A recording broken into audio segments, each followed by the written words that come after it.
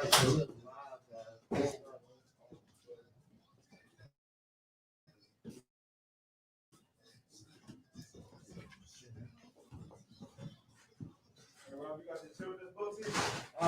can prove one. I don't have them here.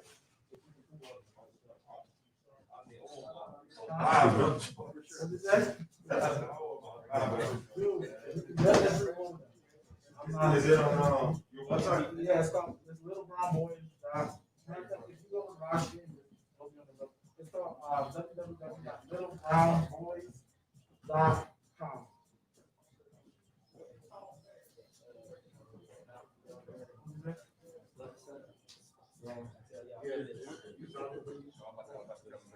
This is actually my wife's office. My wife works.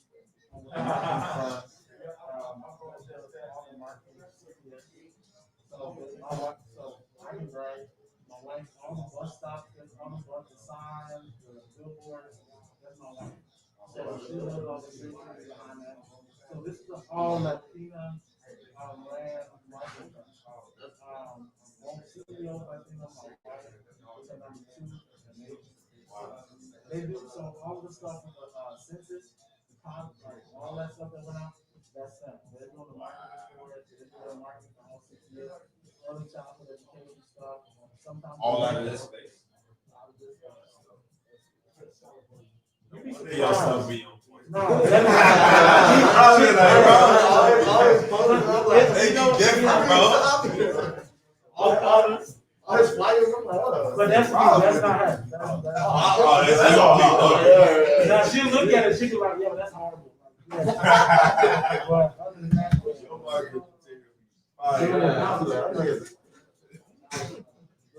all right, so online. Yeah.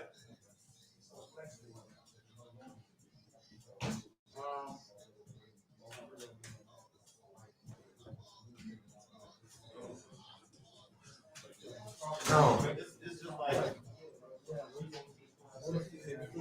just show it out. Working on your art.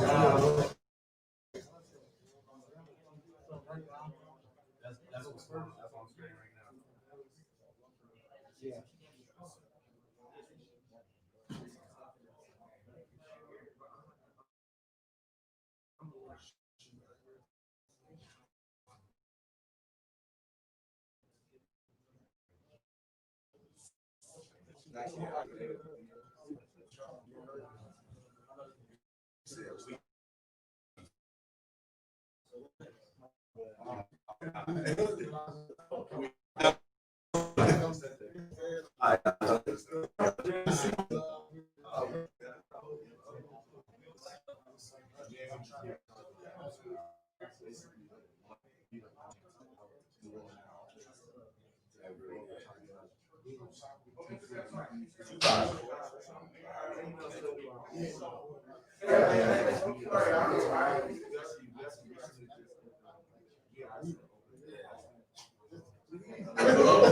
Hey, we see you, Dr. Everybody, we got Dr. James, Bill James, going to be joining us too. We can see Dr. James.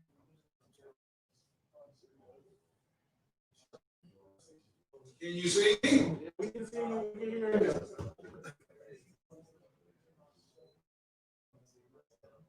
Dr. Robin. We can hear you. You're good. You're good. All right.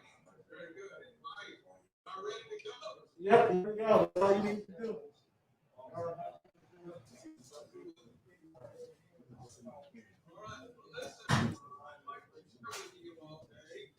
Hey, hold on, Dr. J. My concept of what man is. What, Dr. J? He's ready. He's ready. He's ready. Yeah, it's going down right now. I'll introduce you, Dr. J.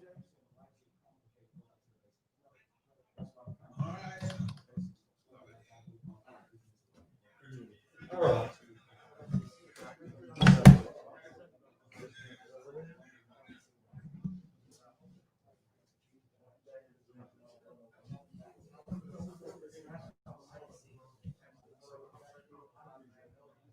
Y'all ready? Let's do it.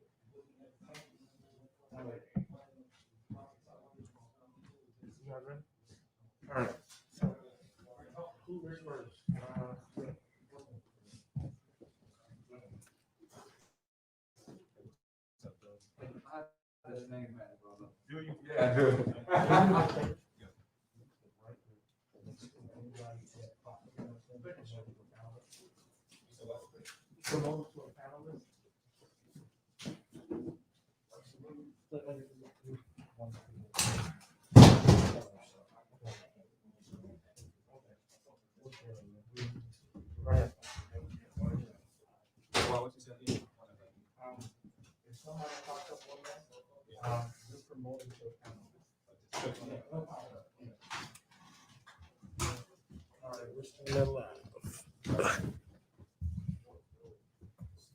Yo, what's up, everybody? This is Rob. I'm so excited. Welcome to the Men's Advance. This is our second annual Men's Advance, and this one is a little bit different, yo. It's a little bit different. It's a little bit different. My name is Robert Marshall. I'm of I Am Man, and this is I Am Man. We will be, and we're growing into a one-stop shop male and to become a male social services agency. As we're growing, we're still in the grassroots area, the grassroots section of our plan. So as we have some amazing, brilliant minds that are going to be sharing with us today. So listen, guys, share this, like this, post it, email, chat it up, because we'll be some real good information that will change the trajectory of every man's life. This morning, it's not just about black men, it's not just about white men, it's not just about Hispanic men, but it's about men being empowered, men becoming the best versions of themselves. Yo, listen, we're going to talk about everything today. We're going to talk about everything from business, from family, to relationships, to sex, everything. No topic is off the limit. And if any of you have listened to any of my podcasts, you know what this is going to be.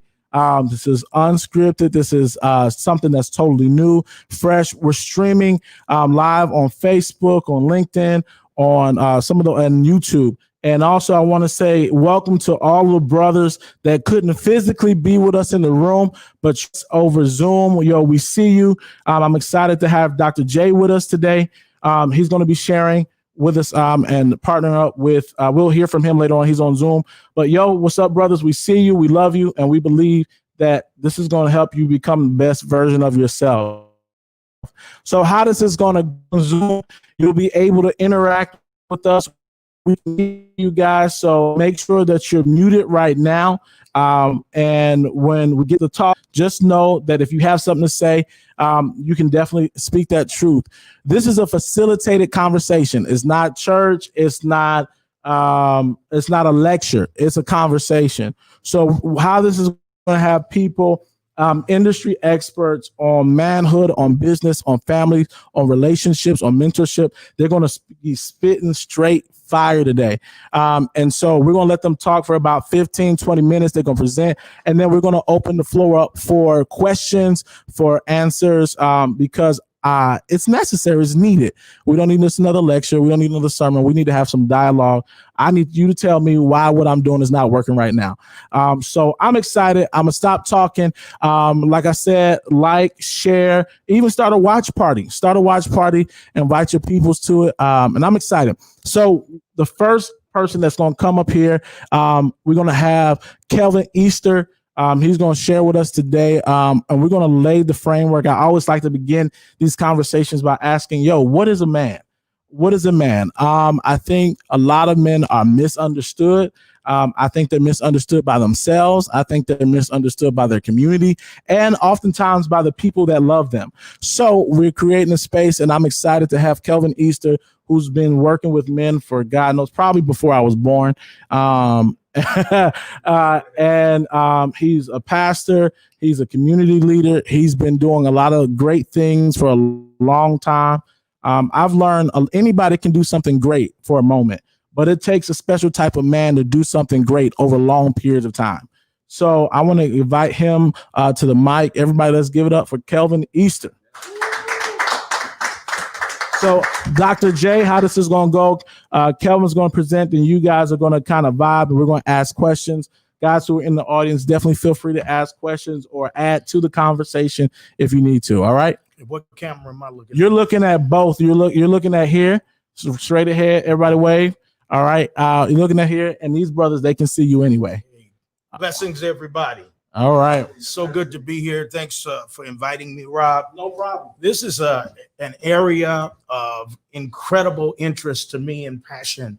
I work with Dion Campbell and a number of other men, and we formed an organization called Transform Men about 6 years ago, which is a local, regional, and ultimately will be a worldwide, global incubator to develop the male seed. This question, what is a man, is as we get further and further in time, is becoming more and more complicated. To be truthful about it, there's a lot of fusion along this line for various reasons. And I don't know about you guys, but I know that we are made for impact. Do you know that? We're made for impact.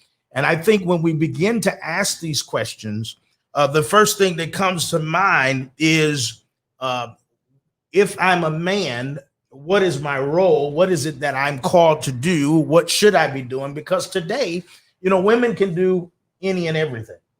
Isn't that true? And some things they can do better than men can do. Let's just be truthful about it. But then we have to ask the right questions. And we always talk about the power of asking questions.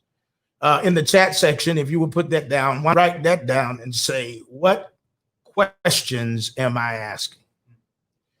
See, if you ask the wrong question, you'll get the wrong answer. And if you ask the wrong person, you'll get the wrong advice. And so questions, using questions, and if I would utilize the ancient text, Christ utilized questions to mine treasure. What do you mean? To excavate the wisdom and the treasures of the heart, questions are the keys. They are master keys to discovery. And so if I ask the right question, if I ask enough questions, then I'm on the right pathway, but I also have to be asking the right person. And now that's very important,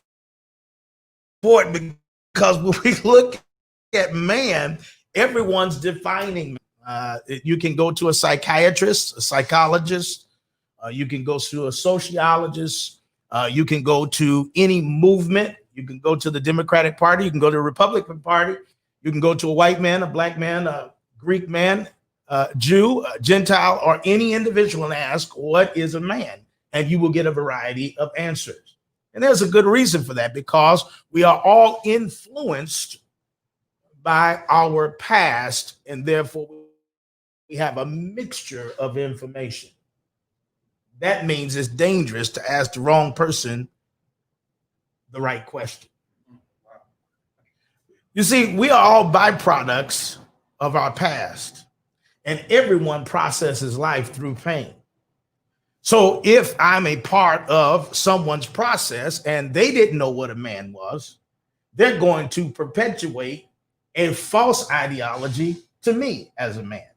If they're fractured, if they're broken, if they're hurt, if they are misaligned, if they were raised primarily by females, which there's nothing wrong with being raised by a female, but I'm saying having no impact and no mentorship from a male, then there's going to be a distortion in that perpetuation. Does everybody get what I'm saying?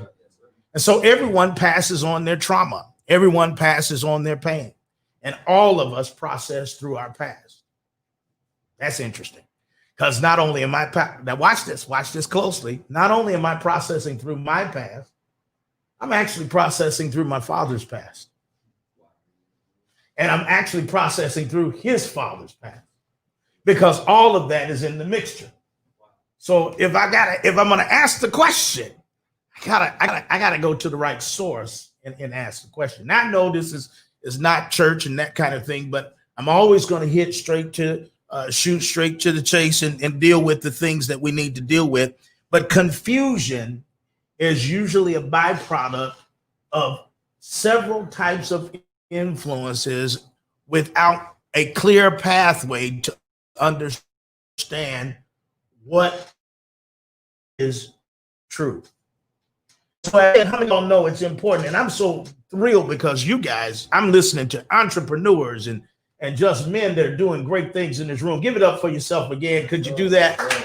These group of men that are working here.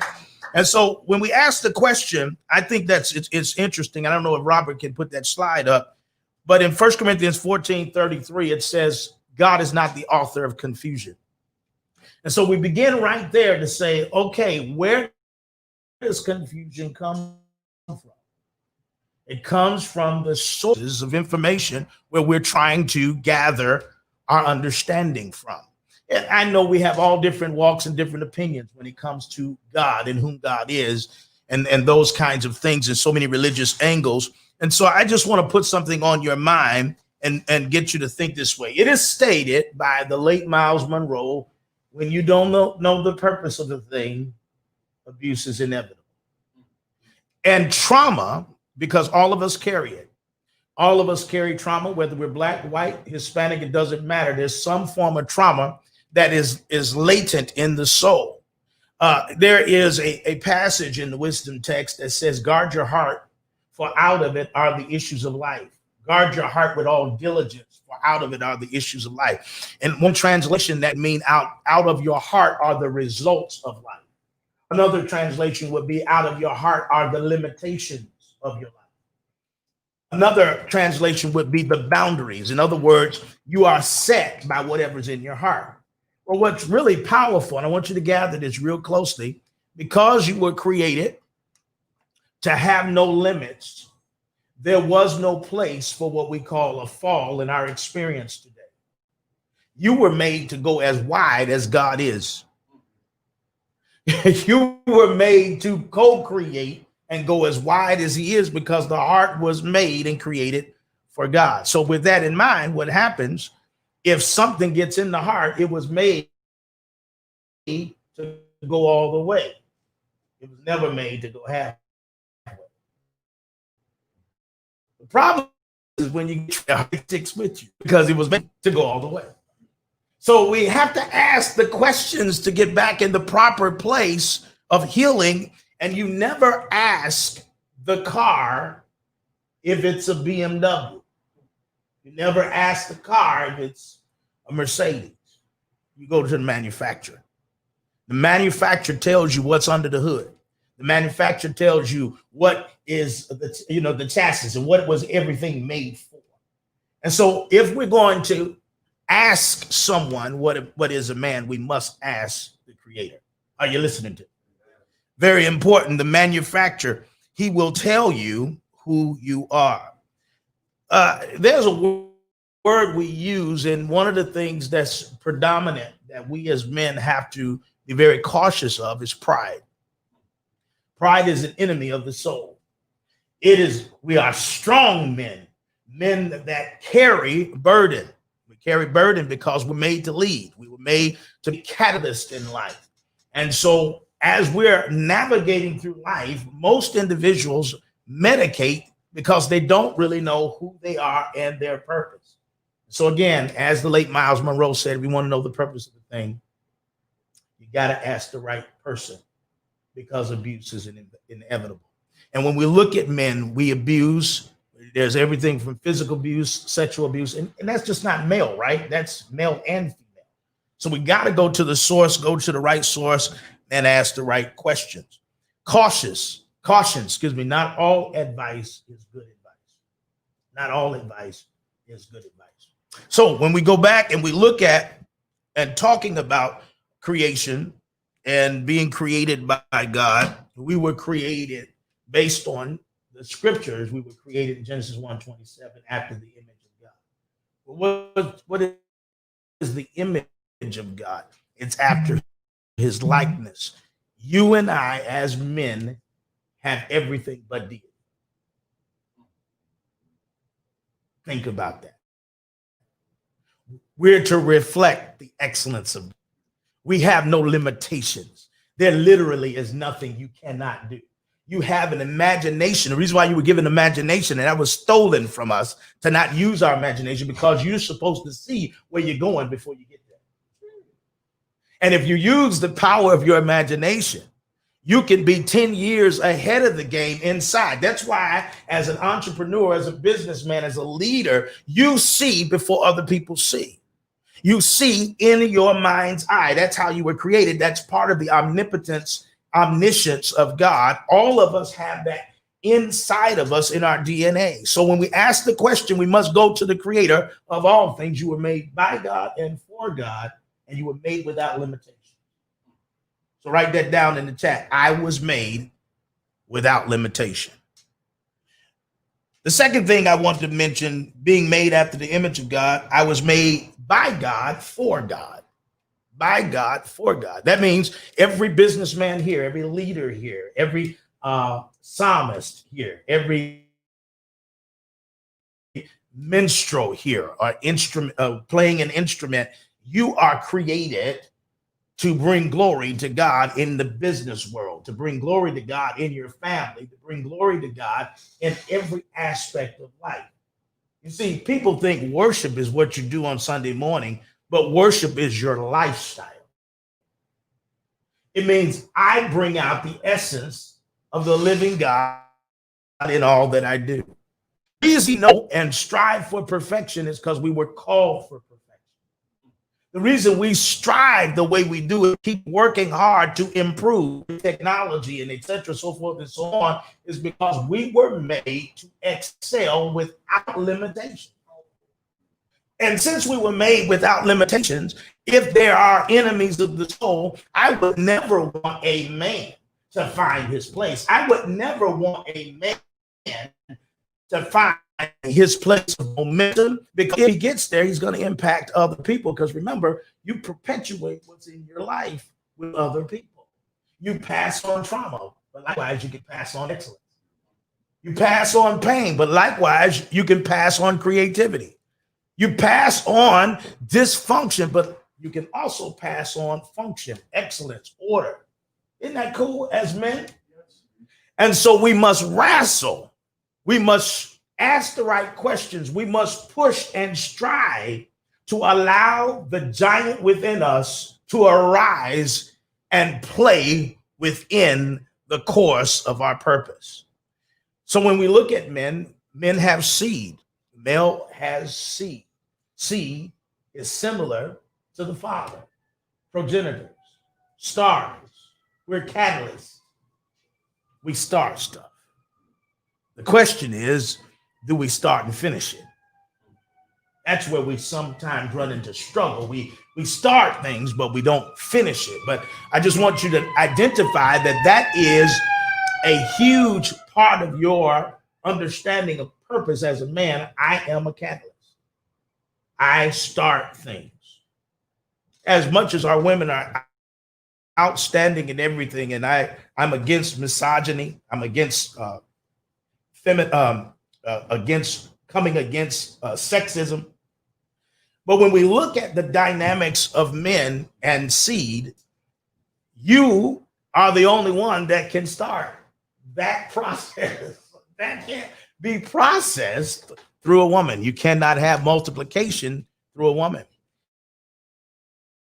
And theirs gives you a hint about your DNA. You are a catalyst. You are a starter. Say, as a man, I'm a starter. As a man, I'm a catalyst. We were made to reflect the essence of God. God thinks, you think. God imagines, you imagine. God speaks, you speak. God has desire, you have desire. All of the attributes that are listed of a divine God, you actually have, which is amazing. That means I am to replicate, I am to duplicate, I am to cultivate all that I start. So as a man, I create and cultivate. That's the other thing you can write down in the chat section. As a man, I create and cultivate.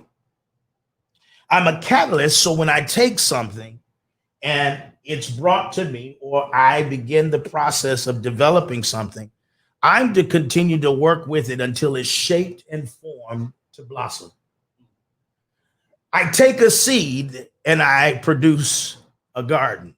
I take a seed and produce a garden. And if I keep working with that seed, I produce a farm. I could take a seed and produce a garden, and I could take a seed and produce a forest. The truth of the matter, seeds are the micros of life. As men, we live and we want to master the micro area before we get to the macro. If we master the small areas in life, we will do big things.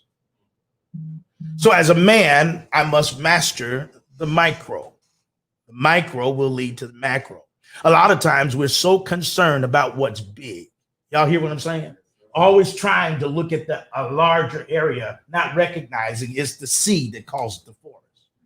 So you and I, as men, need to understand that we're catalysts. We start things.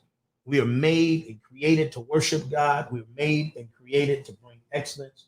And that worship is not a Sunday morning service. That worship has nothing to do with all of some of the religious trappings that are out there. It has everything to do with when I'm thinking, I'm worshiping. When I'm walking, I'm worshiping. The way I treat the female, I'm worshiping. The way I treat my kids, I'm worshiping. See, everything I do, I'm the essence, the reflection, the excellence of God. So if I'm created His image and I was created to act like Him, then I should be par excellence. I should be operating in excellence. But let's make sure we understand that. That is the vision. I got to work through the pain and work through the trauma. I've got to birth these things. And that means I have to understand that discouragement will come. And I don't like the statement that says failure is not an option. As men, failure is necessary. Selah. It is a wrong idea to say failure is not an option. I know what we mean. We mean I'm not going to quit, right? But the truth is you never learn how to do the thing the first time the right way all the time. You always start, right, as a catalyst and then keep working until you improve it. That's the cultivate. So men are made to create and cultivate. And we ask these questions again. What is man? We go back to the Creator and we ask those questions. One of the key factors in your life and my life is the spirit and attitude of humility. Remember, pride, another word for ego, would be edging God out. But a word for humility would be actually bringing God into a matter. I'm bringing myself under the Creator's vision. And from there, I began to get instructions on how to carry my life. Now, I've been walking with God now as a man, of course, all my life. I'm 55 years of age, but I started at 17 years old. One of the things that happens when you understand purpose is you jump 10, 15 years. When you connect with the Creator, you're not playing games and planting seed everywhere. You're not interested in finding every woman that you can to plant seed. You grow up when you have purpose, when you know the purpose of the thing. Abuse is no longer there. You now live in a different zone. I was 17 years old and people always called me an old man because I had advanced 10, 15 years ahead of time. So I was thinking like a 30-year-old at 17 years of age because of discovering purpose. Purpose will advance you. It will cause you to move beyond the mediocrity of life. Other people be looking out one window and you like, don't you see what I see? See, it takes a individual. Those of you guys that are working in entrepreneurship, that means you got vision, leadership, these foundations and all of that. You're thinking while everybody else is playing, you're thinking purpose. You're thinking strategy. That's part of your divine makeup, is to be in purpose. And when you find purpose and the Creator has connected with you, it will lift you to another place of maturation in your life. So at 17, I was no longer looking to play the field. I was a very good dancer, had a lot of stuff going on. But as I connected with the creator, I began to get very serious about purpose, got into the personal improvement industry and began to work on me and developing myself as a man. I got married at 24. I've been married now for 30 years. I'm just celebrating my 30th year. And those 30 years had challenges within those 30 years. I have two wonderful children, a son and a daughter that are out on their own today. I guess that's supposed to be what happens. They're supposed to go. They tell me they go and they come back, but mine, I have a 21-year-old and a 23-year-old, and both of them are leaders in their own right. And over the years, I've mentored and trained and worked with males all over the city and the country. And what I am driven to do more than anything else is to help people find their purpose. Because if I can get you into purpose, I can start removing some pain out of your life. But we all have to process. We all have to process. We all have to deal with our pain in our lives. So we go to the manufacturer. We recognize we need to submit to the greater one. When we do that, we discover what we're called to do, where we're called to be. We begin to pursue that with a vengeance and take all that energy and work it in a place of productivity.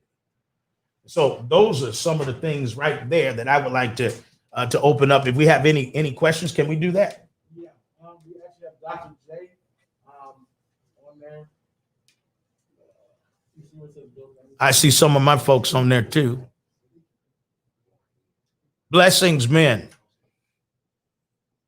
Because we don't want to make this just a lecture, and we want to have some dialogue. Let's dialogue a little bit. I see B. I see my brother out there. I see Michael, LaTroy.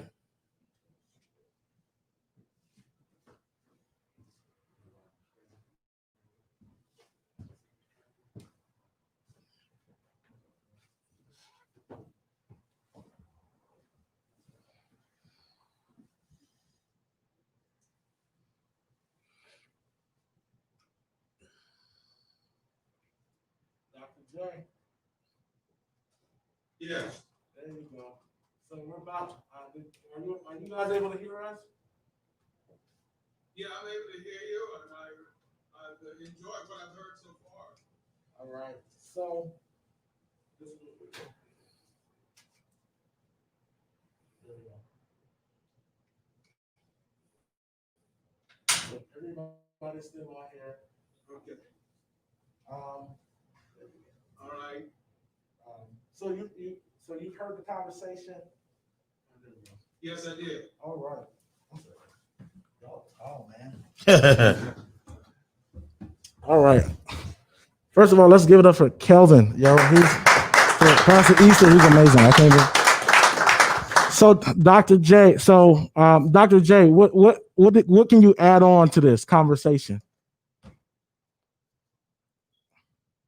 Okay. I really do appreciate what my esteemed colleague Kevin has done so far. I mean, he really has laid a good foundation, and much of what he says actually ties into what I have to say. And I think that both of us are witnesses of what God wants us to do as men. And the scripture says that let every word be established by 2 or 3 witnesses. Yeah. Now, I have never met Dr. Kevin, and he's never met me, but we're on the same page. And I think that's because there's a truth that I believe God wants to get across to us today. And I just want to really start with what is man and sort of piggyback on some of the things he said and perhaps give some more insight or perhaps a different slant to the subject so that we can have a fuller understanding of what we should be doing as men. And I think oftentimes when we start dealing with scripture and the spiritual aspect of life, it gets lost in terms and concepts that really doesn't make a lot of sense to us, and we can't really grasp them and put them into practice on an individual basis at the basic level. So I want to try to address that to the best of my ability. And when I look at man, man is made in the image of God. Okay? He's made in the image of God. That means that he has all of God's qualities. Yes, sir. Okay? He has God's qualities, but those qualities or those attributes have been corrupted. They are corrupted because of the fall of Adam, because of sin. At the basic level, all of the qualities that God has built into our DNA have been corrupted. Okay? So we need to understand that in the first place. Okay? And man then is a physical being. He has a body. He is a spiritual being. He has a spirit.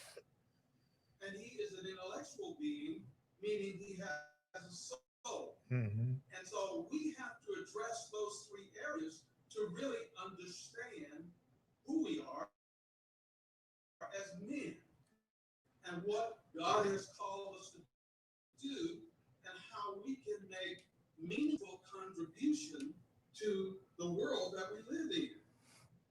Okay, so really what I'm saying here is that man has to be reshaped into the original image. That's right. Man has to be reshaped into the original image or content that God gave man originally.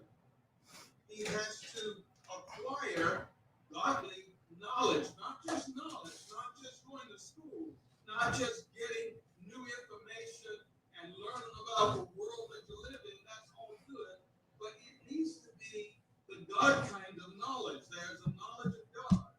And secondly, he has to get godly wisdom.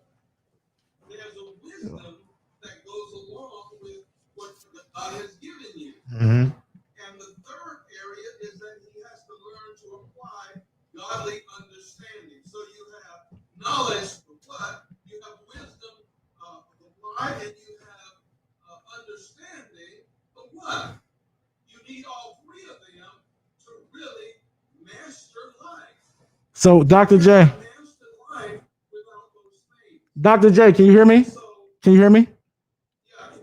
Okay, so that's a good point. And what I want to do is because you're spitting that fire right now. Matter of fact, let's give it up for Dr. J really quick.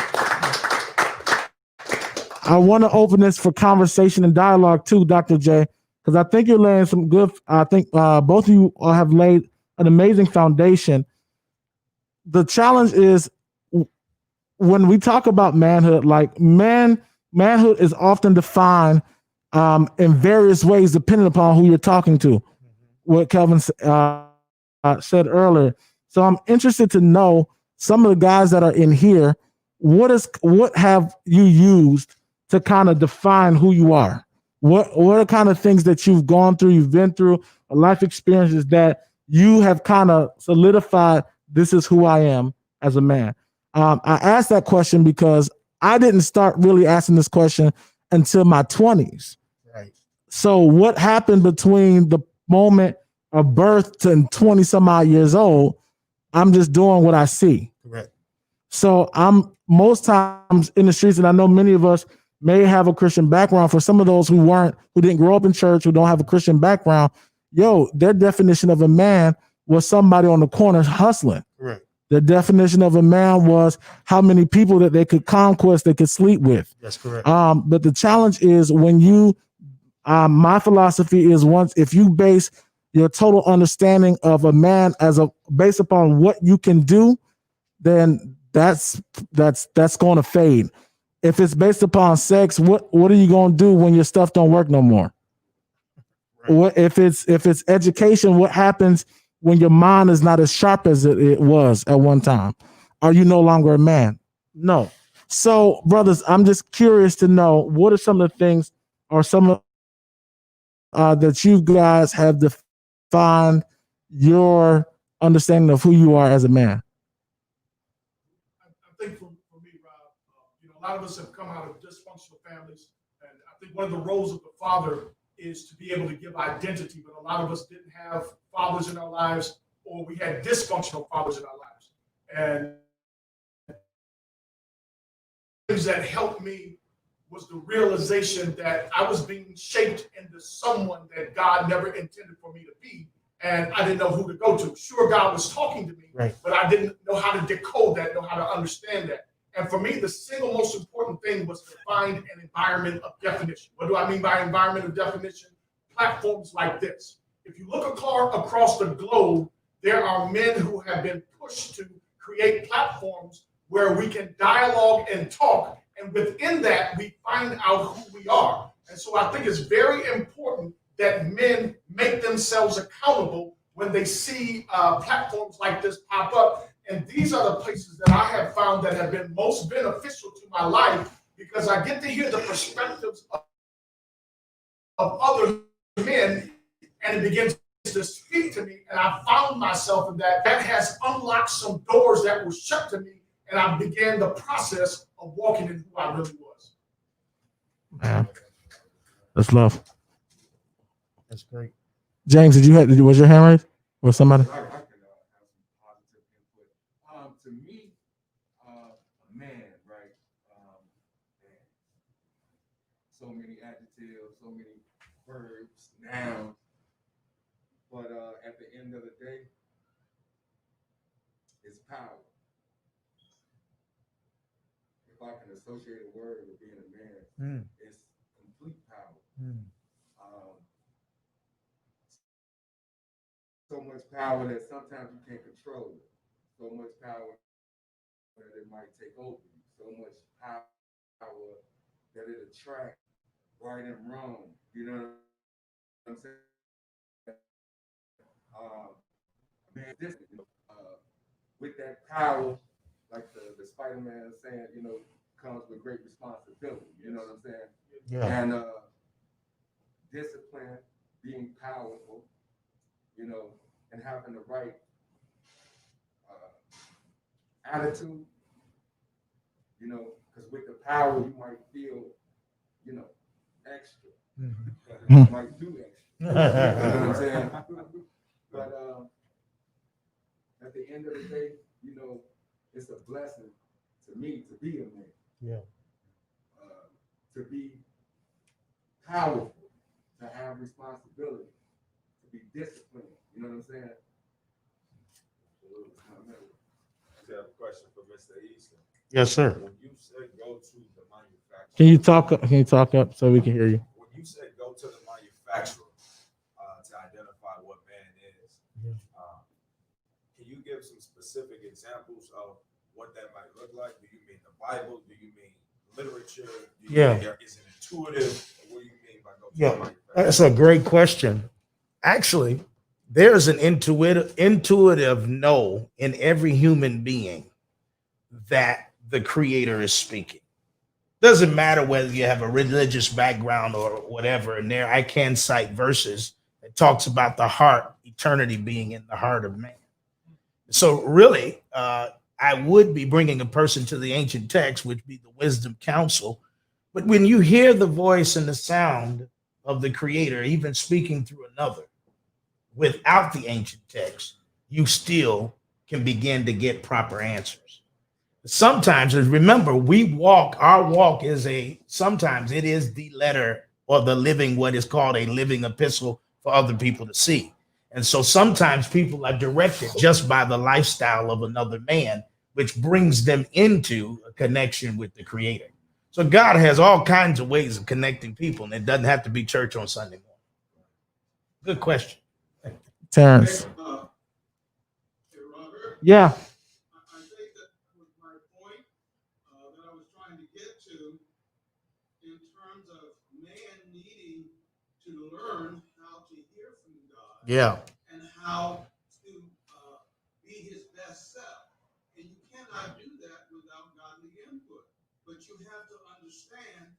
need a spiritual connection to do that. Right. That you don't have that within yourself. You're not born with that capability. You're born with abilities, but those abilities have been debilitated by sin, if you will. And so they have to be renewed. Now, I know a lot of people don't like to deal with that, but I think that's where it all starts. And once you develop a relationship with God and you learn who you are, then you can begin to walk out your dreams, or you can begin to make great contributions to the world that you live in. And it starts at the very basic. It starts at home. It starts with managing your life. It starts with being a husband to your wife and a father to your children and doing what is right. And there is a benefit from being right with God. It is not an option. It is really not something you ought to cast off. But that is the very essence of being successful. And beside that, we will not be successful. You can't take money. Money won't make you successful in itself, and popularity and any kind of productivity if it's not grounded in a relationship with God. Ultimately, to be successful on all fronts, you have to have that spiritual connection. And with that connection, you are then renewed. Not only the character of God, but the image of God is now refreshed, if you will, and it's there, and now you can walk it out. Oh, okay. Thank you, Dr. J. Thank you, Dr. One more question, then we're gonna move on to the next conversation. Go ahead, Tate. See, you had something? Okay. My subjective analysis, a man, I've separated man and male, my own mental cradle. A male is merely his anatomy, and a man, I kind of have defined that by mentality, and not so much as his anatomy. That's good. Kind of piggybacking off of what you brothers have been saying about conquest and just your whole physical being. That's not necessarily what I define a man to be. A man is always, because he's thinking, he's the shepherd of others, and he's always responsible for the people in his orbit. So that's just my short, brief input. Good stuff, man. Powerful. I appreciate that. Great feedback. Listen. No, you can't ask nothing, Deion. Go ahead. No, but it was one thing that I did want to say. I think that one of your questions was, what is the struggle of becoming a man? Yeah. That was where you was Yeah. that. And so going back to Pastor Deion Campbell's point about the family, I believe that there has been a disconnect in the older generation of men and the younger generation of men. Right. Especially in the black family. Especially in the black family. And I'll even start here like with my father. Some of those lessons that he learned along the way, some of those things that, was taught to him along the way to do and not to do wasn't necessarily passed down to me, And so with me, what I began to do was I began to, read books. Yeah. And then books became Mentor. male figures. Yeah. I've been to read books and then books begin to change my life. And anytime you hear what I say or if I'm speaking, I always say books changed my life, And so when I'm looking at men, there was disconnect or the struggle, especially with younger African American men, right? We have to look at the older generation and then their fathers, and then their fathers. My dad's father, he wasn't really there as well because he was working the factory, the post office, right? He had to provide for his family, so that necessarily didn't get passed down. But then even from my father to myself, it still didn't, get passed down. So we're dealing with generations of information, of knowledge, and wisdom that's not being passed down. And so we have to figure it out for ourselves. I have to figure out the path. Okay, what do I do? Because I know my dad is supposed to tell me this, but I didn't necessarily get that lesson. I'm not blaming my dad. Right. I'm not blaming him. I'm not saying that it's his fault, right? He did what he knew to do, But what I am saying is it's up to me to have the power to say, listen, I am a man. God called me to do this. So listen, God, you lead me. And so, but I realize that between the generations of men, that's something, there's there's something that happens to where the information and wisdom isn't passed down. And I think that platforms like this helps to kind of bridge that gap.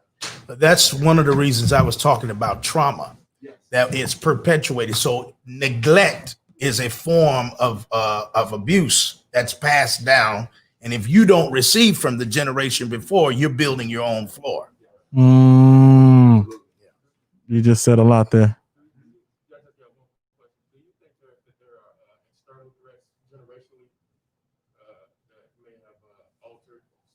Oh yeah, absolutely, absolutely, absolutely. And everyone does what they know to do, and that's one reason why it's important to forgive your father or your grandfather, because they only did what they knew to do. And so unfortunately, we become a byproduct of that. And that's why I said we carry seed we're supposed to create and cultivate. We leave off the cultivation and just plant seeds all over the place, and we end up breaking the next generation, or they end up becoming or being dysfunctional right out the gate. So yeah, there's a whole lot of that, internal, external, and that's why Dr. J is right on spot in regards to connecting people to a relationship to the Creator. He speaks to people all the time through many means, but they have to have that bridge before you can begin to start having change in your life. I think one thing that you said that I want to hone in, because I think we could talk, especially when we listen to these men with so much wisdom. I think a major thing that we would have to deal with is forgiving our fathers. Yeah. I think that was a huge statement out of everything that you said that resonates, I think, with my generation and maybe a generation before mine and under mine. Yeah. Is that we have to forgive our fathers. I think, and especially for people or men, the caliber of men that are in this room, the caliber of men who may be watching, we are striving, we are going, we're trying to build. And I think, especially at a time like this, where there's such a divide amongst privilege and amongst races and amongst so many different differentiating components. Yeah. I think internally, and I can speak for myself as a millennial and those who are under me, is that you get frustrated. Absolutely. And I think sometimes you just get pissed off, to be honest, because you're trying to build something with tools that you don't know how to use and don't know if you got the right equipment. But here you are trying to make it happen, and you're seeing somebody across the field do it, and they don't have to consider, they don't know what it takes to build anything. They walk exactly. Right. They walk straight in and they're comfortable. So I think for those who are listening, I think one of the major components from out of this conversation that we need to take is, one, as men, there's definitely a spiritual component to the anatomy of who we are. That's number one. And you cannot deny or reject it, whatever that may look like for some of you. You cannot deny that piece, that there is a divine nature, there's a divine side. And until you connect with that side, you're always going to be trying to do and build stuff, and it's always going to be fragmented, because you can't know who you are, like Kelvin said, unless you go back to the person who created that person. Yeah. All right? So listen. Yeah.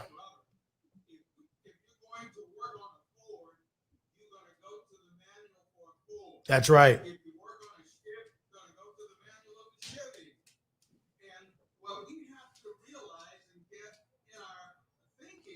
Is that God made a manual for us, and you have to, as an absolute necessity, that you have to go to the manual to understand yourself. And if you don't do that, then you're going to be shooting in the wind. You're going to do things, you're going to have a lot of activity, but it will not be lasting, and it will not satisfy, and you will not ultimately achieve what you want to achieve. So you have to see the Word of God as a foundation for everything that you do. And as someone said earlier, is that when you walk, you're worshiping. When you talk, you're worshiping. Whatever you're doing, you're worshiping. You don't just do it on a Sunday morning. You don't do it on special occasions, but you live it. It is a living pattern that you have. And with that,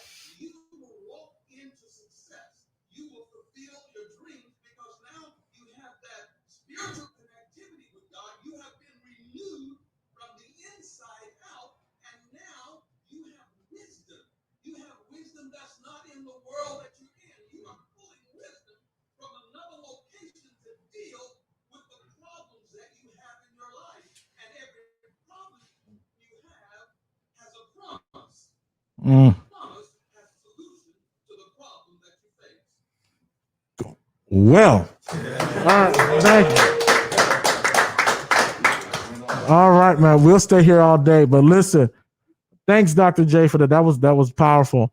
I want to invite you guys. Dr. Kelvin Easter has a book that he's written called Success in 3D. Listen, this is just a snippet of who he is, a snippet, just listening to him here. But guys, add this book to your library. All right. This is a major book. And I also want to pub this one as well. This is one of my newest books called What Every Man Needs to Know. And a lot of what you've heard in this presentation, you'll get these, I'm sure, I know you'll get it in my book, and I'm sure you'll get some of it in Dr. Kelvin Easter's book as well. So go check those books out. Thank you so much. Thank you for having me. It's amazing. Thank you so much.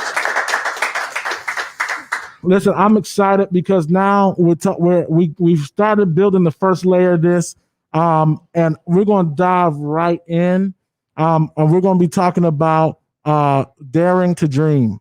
I think after you've realized and you start realizing that you as a man were created for something bigger, someone and something bigger than yourself, you realize that that you may have skills, you may have gifts, you may have abilities, and you desire to do great things.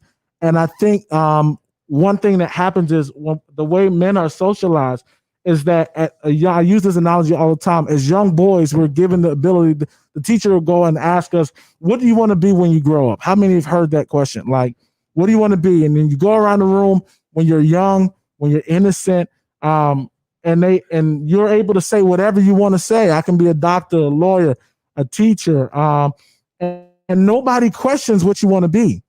But as you get older, something happens where the world takes away your ability to see yourself beyond where you are. And so with that, I don't want to say too much, but I'm going to invite Chuck and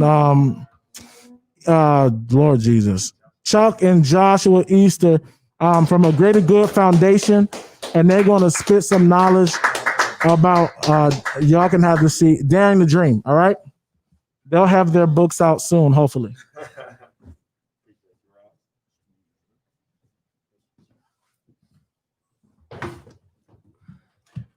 Oh man, appreciate the invitation to this event. It's a beautiful group of men in this room. Black excellence at its finest. Yes, sir. But our topic is Dare to Dream Big, and we think it's appropriate to walk you through our origin story to help you see the progression of how the dream transpired, because it definitely wasn't something that was divinely in us that we knew from day one. So just giving a little background story about us on an individual basis, and where we've come from. Again, my name is Charles Carter. I go by Chuck Carter, and I was born on the south side of Chicago, All Gale Gardens. Anybody who from Chicago, they know that's one of the toughest areas, historically one of the toughest areas in Chicago. A step up was moving to Gary, Indiana, which my mother made the decision to do when I was young. But I spent about half of my life in Chicago, and the other half of my life in Gary, Indiana. And had a very traditional, rags to riches story. I grew up in a household where you got to talk before you went in the grocery store. Don't go in this grocery store asking for nothing. Don't point at nothing. You keep your mouth closed, because we didn't have much, right? My mom did the best she could with the best with what she had. And over time, dreaming big wasn't really a conversation that we had in my household. We didn't talk about college. We didn't talk about owning your own business. We didn't talk about living a life of prosperity and abundance. We didn't talk about those things. So it took one, my mother changing our environment and exposing me to different people, different cultures, and different ways of thinking, first and foremost. That was the first shift in my mind and how I began to dream big and change the expectations for my life. And I know Josh has a different upbringing, so you can dive in. Thank you. I'm blessed to be here. I'm following my uncle, who definitely had a huge impact on my life. He talked a lot about legacy, just the impact that your father had on you, and he's my brother, my father's brother. So I'm just gonna start by saying I just had I was blessed to have a great foundation. But I was born in Oak Park, mostly raised in Proviso Township. As a young boy, I was blessed to be able to experience different schools, different communities, from the Austin community to Proviso. So I had been in different classroom environments, different communities where I was in very diverse classrooms. I was in all Black classrooms, and I was one of few Black people in my classroom. So my perspective was very different. I was very curious as a young child. Within 15, 20 minutes of each other, the environments looked so different. The norms were so different.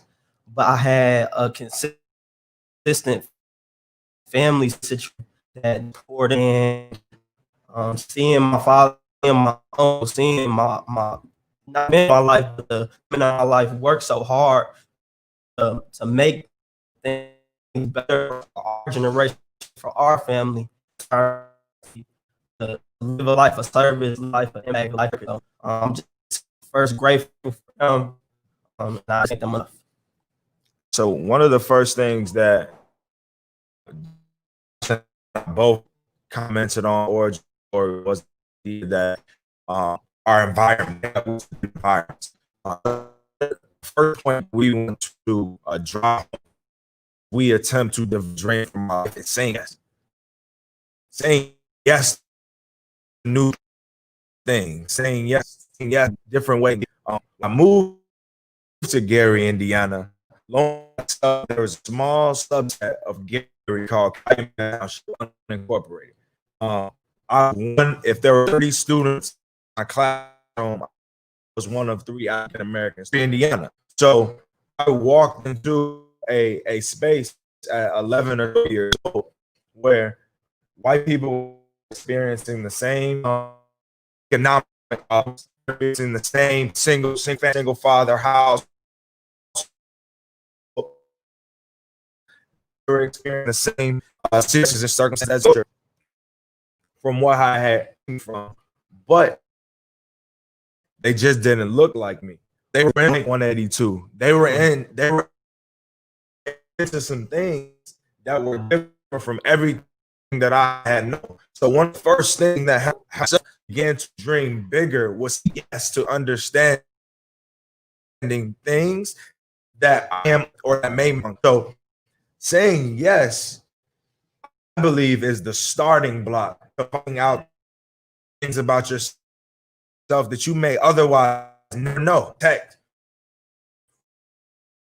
where you come from, what you had, what you I know you things about. With the foundation, with the community service that we do, a lot of it was open to things because I was and I had 2 before college and undergrad where I was able to play ball and do grad school and get a master's degree. So those things, I felt like I was on the right path. I was on the right journey to success, or what success was. The image of go get your degrees and doing it. But when I saw my guys, 3 of the guys that I grew up with or went to high school with were co-founders of the organization. So I was in graduate school at Northwestern University, where I was one of the few people in my classroom that looked like me. So feeling really good about that. I was succeeding, making some great connections. And then I seen my brothers who were in the community doing the work, a Black-owned organization in the classrooms, unique experiences everywhere, going downtown, limos, renting out some really cool things. So I'm looking at them and I'm at a level where I know it's not too many people that look like me who have been there, but it was something that I knew it was more. It was a purpose that was, I seen these guys living out that purpose, living out that dream. And I knew that I had some skills and some connections that could add value to the organization. So for me, when they came to me and were with a master's degree, asked me to come on to a startup nonprofit, I said yes. And it was scary. It was something that I didn't know if I could do it. But again, faith is huge to me. So for me, taking it to God, taking it to the people around me, getting wise counsel, I knew it was the only option. So saying yes has opened up so many doors for myself. and has taken us so far within our organization. Absolutely.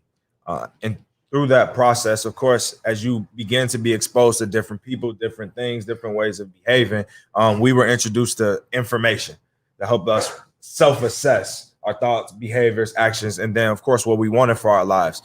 And a mentor of ours painted a super clear picture for us on goal setting. He says there's 3 types of goals. There's an A goal, there's a B goal, and there's a C goal.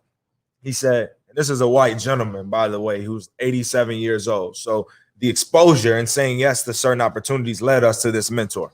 But an A goal is something that you know you can do. A B goal is something that you think you can do. And the C goal is what you really want, what you fantasize about, what you get unlimited energy thinking about or spending time doing. So as we began to expose ourselves to different environments and see what's actually possible, we challenged ourselves to create a C goal, something that we really, really wanted. And we wanted to work where we want it, when we want it, how we want it, with the people that we wanted to work with, and then live abundantly in the process, all while serving our communities and creating a blueprint for what it looks like to create holistic success, not just financial success, success in our health, success in our relationships, success in our mind and our spirit. So our C goal was, how can we do this in a way to make it look sexy to the generation that comes behind us, but also be fruitful for us in the process? So the worthy ideal, the point that we want to drive home in developing your dream, pick a C goal. Pick something that will move you. The thing that we find with our mentees so often is they pick goals that don't stretch them, that don't help them grow.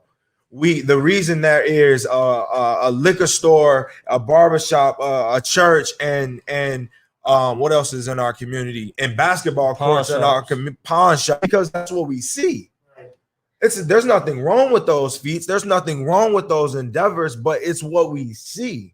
So in order for us to fantasize outside of what we see, we have to, in order for us to fantasize, which is creating a C goal. You want to add anything to that, bro?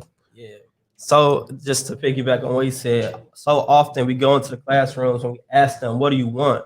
So they want money, they want the cars, they want the women, but we're asking, what do you want as a career? What do you want to pursue? And they don't know. They want the byproducts of what they see on TV, the rappers or the athletes. Once they make it to a level, they want to make it, but they don't, like Chuck said, they don't understand the possibilities out there. So for us, it's been such a blessing for us to go into the classroom in our 20s, looking like them, coming from similar neighborhoods as them, and living this C goal. So many people told us, why are you doing it in your 20s? Why are you starting a nonprofit organization? Why are you doing this when you could be making much more and doing something, living a different lifestyle? But for us, it's more than us. It's a bigger, our C goal is connected to our purpose, our vision, right? So for us, our values. So for us, I just want to say that I think that C goal, make sure that it aligns with your values, because it's easy to say, I want the money, I want the cars, I want the women, but a lot of those things to get there, if there are opportunities presented that don't align with your values, if that C goal is bigger than your values, then you'll sell yourself out. So I just want to say that, pick that C goal, but make sure that it aligns with your values. And it's important for us to note this when you're considering your C goal. At some point, if this is not something that you do regularly, or if this isn't a habit of yours already, you're going to feel the urge to ask for permission to dream that big. You, at some level, you're going to look for it from your mom, your dad, your uncle, your girlfriend, your cousin, your best friend. You're going to seek some type of validation for the dream that you just came up with. And unbeknownst to the people that you're around, you may have been contemplating this for years. You just haven't quite had the courage to verbalize it, to put it on paper, or to begin actively working on it. So it's important, and we want you to take note of this. Don't ask permission to dream big. Because when we started our organization, and it was not pretty. We were just moving off of sheer passion. We didn't have a business plan. We didn't have a background in nonprofit education. We had never mentored or served youth. We had no experience, quote unquote, no experience in the field that we were attempting to make an impact in. All we had was a vision and energy. Passion. That was it, passion. All we had. We knew what we wanted to do, and we kind of knew how we wanted to do. And all along the way, people kept testing us, trying to make us ask them for permission. You want to do what? You're not charging who? Why are you working with this demographic? Why are you spending so time with this group of people? Do you know you can make way more money if you took this to an opposing neighborhood? All along the way, even our parents. And we have to understand that our parents and the people that surround us, it's hardwired in us for them to want to protect us. They want us to feel safe emotionally, physically, spiritually, right? So it's not that they don't want to see us grow. It's not that they don't want to see us expand beyond our current circumstance. It's that they don't want to see us be hurt in the process. So even our parents sometimes like, are you sure? You know, you could be making $75,000, $80,000 a year doing something with your degree right now. They're looking for us to ask permission. So once you fantasize, once you decide and you land on that seagull, it's going to scare you. It's going to scare the people that's around you. It's going to scare a lot of the old part of yourself. But understand that's just a part of the process. Do you have something on that, East? Yeah, man, you've been going crazy. But for that, again, to go back on that seagull, once you get there, the big goal is going to scare you. So it's not going to be easy. I know so many people who will set that big sea goal, but then after maybe 1 year, 2 year, a couple hard times, some obstacles, they'll quit. I think I hope a lot of people have heard, they say the most wealthy place in the world is the graveyard. There's so many ideas that go with people to their grave. And that's something that I want to encourage everybody in here, go after that big goal, and there will be some trials, some tribulations, some obstacles. But just know, like throughout that process, you're becoming who you want to be, what that sea goal is. You're getting closer and closer to that every day. So embrace that journey. And every book, every movie, the hero goes through something, and that's why we love them. LeBron James or Michael Jordan, whatever athlete, we admire these people because they've accomplished things that most people have never accomplished. So, and you'll only get that by that big seagull. People admire those seagulls. People don't care if you got your own place or you got a car. That's something that most people expect you to do. But being able to create something, create a lasting impact, lasting legacy, that's something that nobody can ever take from you. That was fire, bro. That was hot. So to give you context, we run a youth mentorship organization that focuses on mentoring alternative youth who've been kicked out of school for a number of reasons and community building. We introduce, what does that look like? We introduce personal development, so new information through their interests. So that can be basketball, art, music, whatever it is that they're engaged in. We say meet the kids where they're at. Our second pillar is unique experiences. You want to go into that? Unique experience. We always say a child can't be what a child can't see. Again, dreaming, trying to expand that dream of the children. So bringing them to different careers, art blowing studio, glass blowing studio, yeah. Going to social work, check out Chance the Rapper's nonprofit organization, going to Non-Mag Tattoo Shop, finding things that the kids are really interested in and doing those experiences with them, putting them in front of the people who have accomplished these seagulls, who have created these things, and having the kids ask questions, having the kids experience that. So that's been a huge thing for our organization and for us. I've been able to take unique experiences that I've never done as a mentor. I was able to go to Niagara Falls with a group of kids, an experience that we took with a group of kids. I'd never been out the country, never had my passport. It's with the organization. So so many things have been given to us. We've been able to have these unique experiences with our youth, and it's gone so far. So the first pillar is personal development. We introduce that through their interests. The second pillar is unique experiences. The third pillar is community service. One of the things that we realized when we went back into our communities that a lot of young people don't feel like they have anything to give. So we created an environment where on a monthly basis, they help us serve something bigger than themselves or someone outside of themselves, to help them understand that like time is valuable, energy is valuable. There's a cost for energy at any rate. At any rate, there's a cost for energy. You don't even have to have your lights on. There's a minimum charge for ComEd and NIPSCO, right? So we wanted to teach our kids that you bring value despite how what the world may be telling you. So community service is the third pillar. And lastly, our final is nutrition. We started our programs in Maywood, which is a food desert. So we would start in class and kids come to class with Flaming Hot Cheetos, Fruities, all the juices you could think of. And we working with alternative youth, so kids who have been kicked out of Proviso East and West. So this is already a group who they're overcoming a lot of barriers. A lot of them juniors, seniors by age, but freshmen, sophomore, and credits. So we're helping them to kind of fill those gaps to try to catch up. So, but we realize that when kids are coming to school with such not real food, processed food, food that has no real nutrients, they can't think right. Their mind, their body, it can't function properly. So we partner with whole food supplement, whole food nutrition companies to provide healthy meals for our students, so we can provide that nutrition for them, so they can take in the information that we're presenting to them. That was one when we I won't say when we stumbled upon, but when we decided to add as a pillar, we kind of see that one as like a silver bullet, because it's not something that a lot of our community are focusing on. But we understand that the majority of young men that we work with, they're asked to self-actualize on emptiness, spiritually, physically, and emotionally, on emptiness. So the nutrition piece was an opportunity for us to provide immediate substance to one of those areas. So those pillars are relevant as it relates to how we built our vision and dreaming big, because it's not what we do, it's how we do it, right? So we mentioned that we wanted to introduce new information to young men that come from communities that we come from.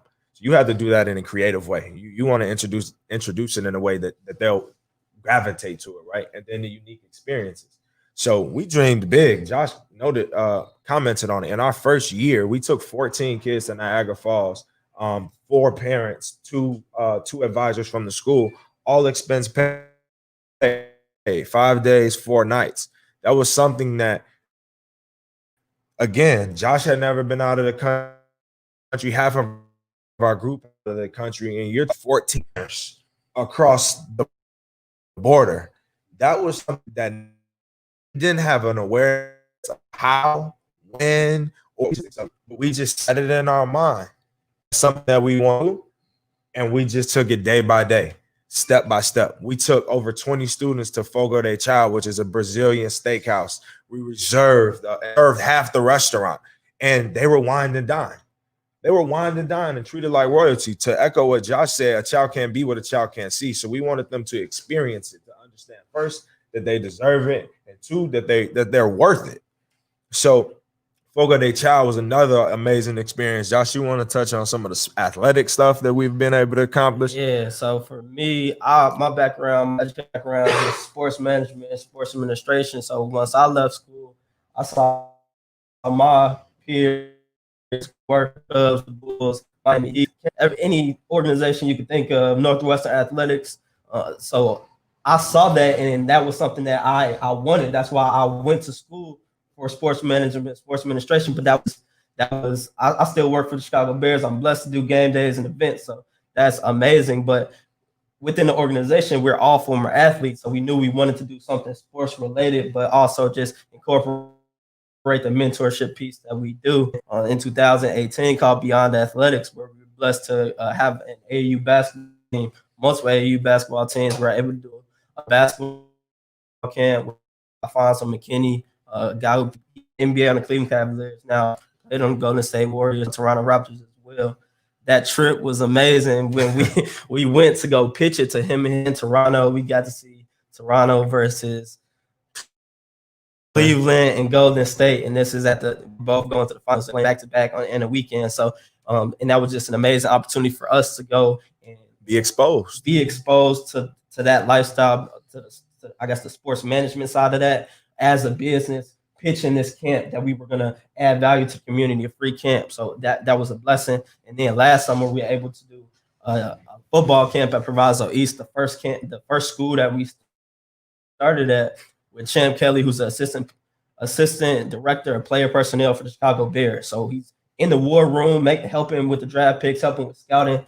And all the Bears rookies came out to Proviso East High School last year, where they did just coached. So those are two things that we helped create. 30, yeah. 30 Bears rookies. Yeah, so as a mentorship organization that sports means so much to us, we were able to incorporate that sports side and the mentorship side, and it's just the connections that we've created on this nonprofit journey. It's all because of us following our dreams, us following our passion, and us following our purpose. So one of the final points that we want to drive home, after you begin developing your vision and start saying yes to things that can help you expand, and you choose a C goal, something that you fantasize about or something that you truly desire, and then you stop asking permission, you will run into a space where it's a conversation that I have regularly. So we also run a youth home in Gary, Indiana, where we house high school boys that come from tough circumstance. And one of the common conversations that we have in the house is, what is one of the most important, what do they think I believe is one of the most important attributes or characteristics a person should have? And if you're from the communities that I'm from or that we're from, I would say courage. And tying that to dreaming big and choosing your C goal, after you make this decision that you want to begin pursuing your best life or becoming the best version of yourself, it will take courage to stay on that path. It will take courage. You will have to consistently remind yourself why you made that choice. Confidence, I think, is something that's developed. I think it's the result of doing work. Courage is a choice.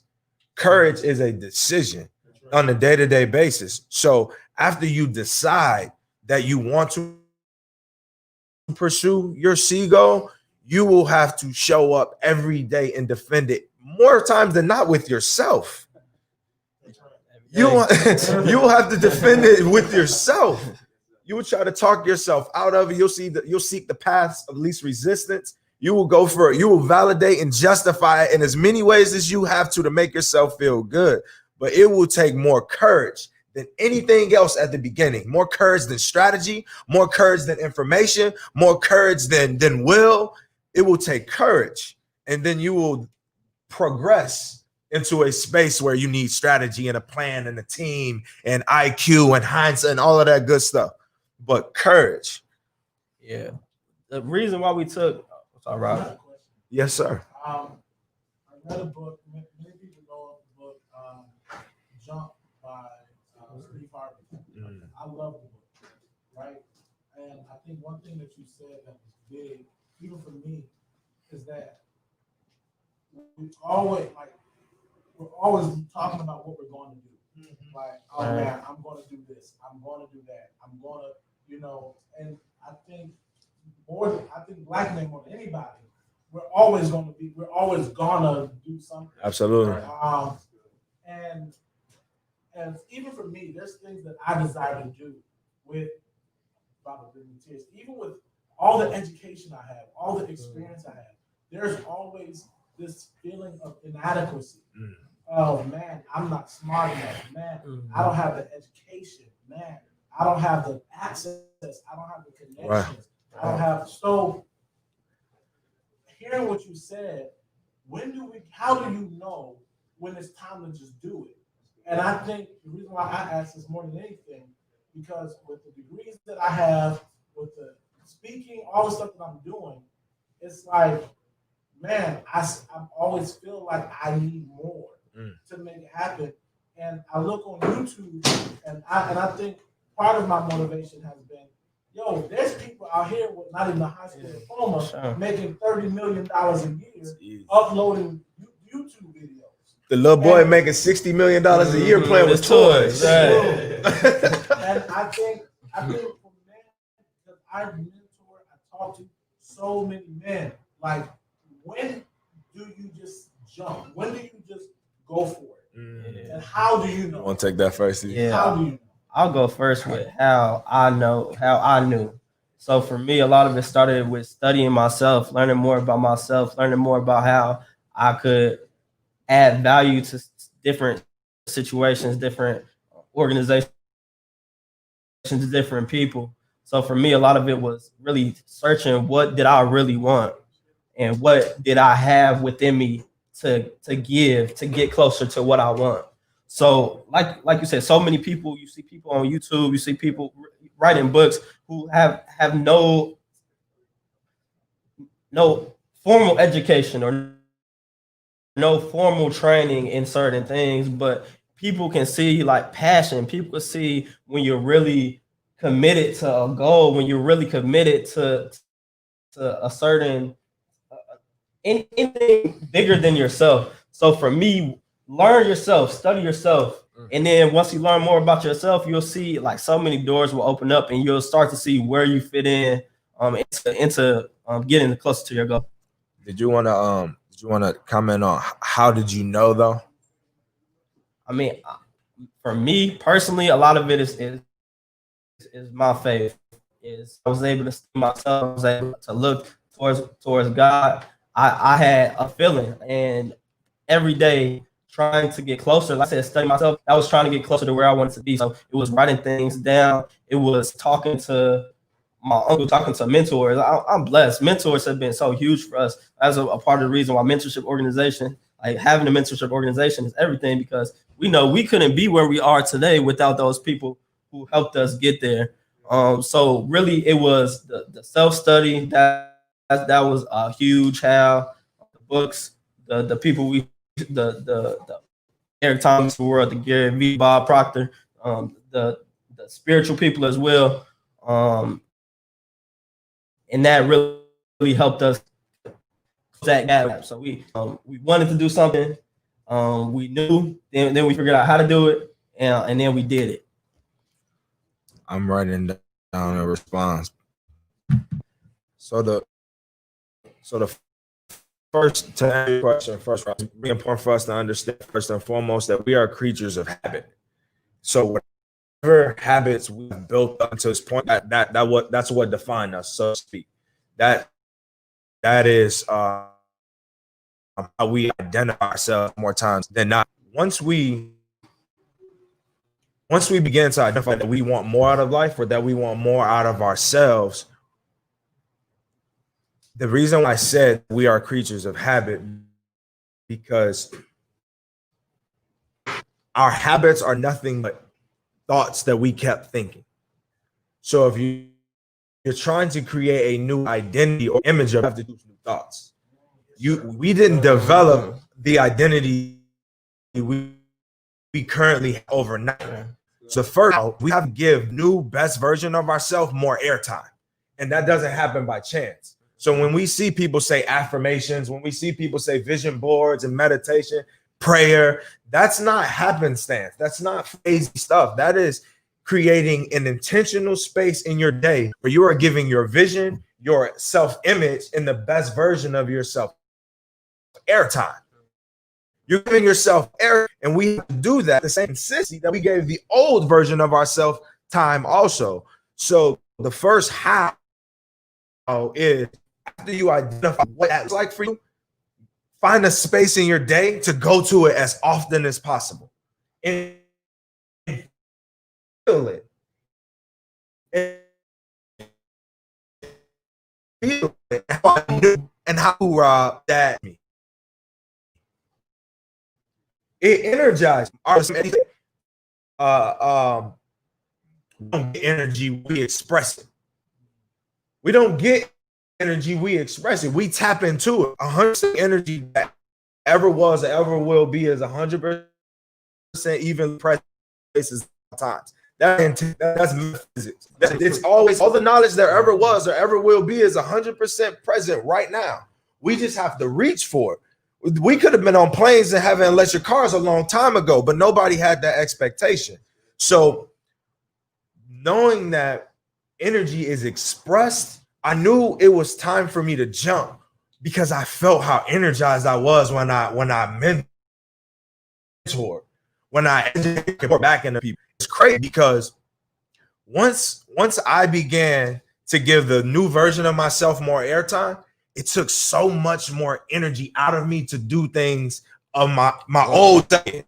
You know what I'm saying? Like I used to be able to play video games all day. I used to be able to hang out with the guys all day and not think nothing of it. But when I start thinking of the new version of myself more, it took a lot out of me to hang with my guys all day. It took a lot out of me to talk about females all day. It was taking energy away from me.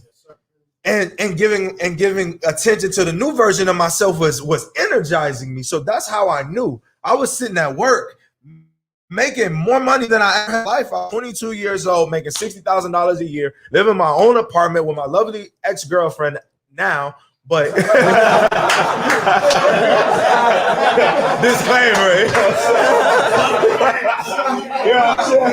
cut that out. No. It's live. It is live. But I was sitting in an environment that months prior I was thriving in, and when I sat in that chair, I was exhausted. I was watching the clock, counting down the times, and I knew that wasn't me. I knew that wasn't my brand. I knew I wasn't the guy who cut corners. I knew I wasn't the guy who watched the clock and stole time whenever he wanted. And once I identified that, I was like, it's time for me to transition. It was time for me to transition. So first, creating the image of what you want, of what the best version of yourself looks like and what you want, and then giving airtime to it. And then once you give airtime to it, it should energize you. It should pull you to it. Appreciate that, bro. So one of the first things you said was about the like thinking bigger and thinking beyond. One of the things that came to mind was Les Brown said, "It's better to aim high and miss than aim low." Absolutely. Man, that jive just really connected with me because I'm a teacher right now, and teaching through this whole COVID thing is so frustrating, man. Like I sit at home teaching and I'm doing the online thing, and in the back of my mind, I love teaching, but in the back of my mind, I'm like, this ain't where I want to be. Yes. And I've done so many other things. I've done dabbled in podcasts, dabbled in everything, and that's just giving people information is the thing that drives me. That giving them education, giving them information. Yeah. It's like just hearing you guys and seeing you guys talk about it and just being about it is so motivating. I have a question. I got two questions. How does one connect with what you're doing? And also, I forgot my other question. I used to teach in here. I was a teacher at Roosevelt. So y'all probably had some of my kids. Yeah, for sure. So how would a person connect with you guys to kind of do what you guys do? And do you guys expand past Northwest Indiana? You want to? Yeah, so we have our social media platforms, the Greater Good Foundation. We have a community that we built on Facebook called Let's Grow Together. If you guys in the room are part of this group, but it is a group where we can give each other energy. That energy that he was talking about, we can consistently put people in videos, put people in the same group who are talking about progressing, talk about how do we get there, talking about let's grow together. So literally growing together as a community. So we love everybody to join our Let's Grow Together community on Facebook, and Greater Good Foundation is our links on all of our social media platforms, our website, greatergoodfoundation.org as well. So we have a thing called AGGF Advocates, people who want to give their time, their energy, their money. We are a nonprofit organization. You could get right on our website, greatergoodfoundation.org. And we have programs all throughout Chicagoland, and only into Northwest Indiana, but we have programs on the west side, south side, west suburbs. So pretty much wherever you're in Chicagoland, we'll find you. Absolutely. What's up, Ryan? I just want to mention one thing because I've known Chuck since I was 17.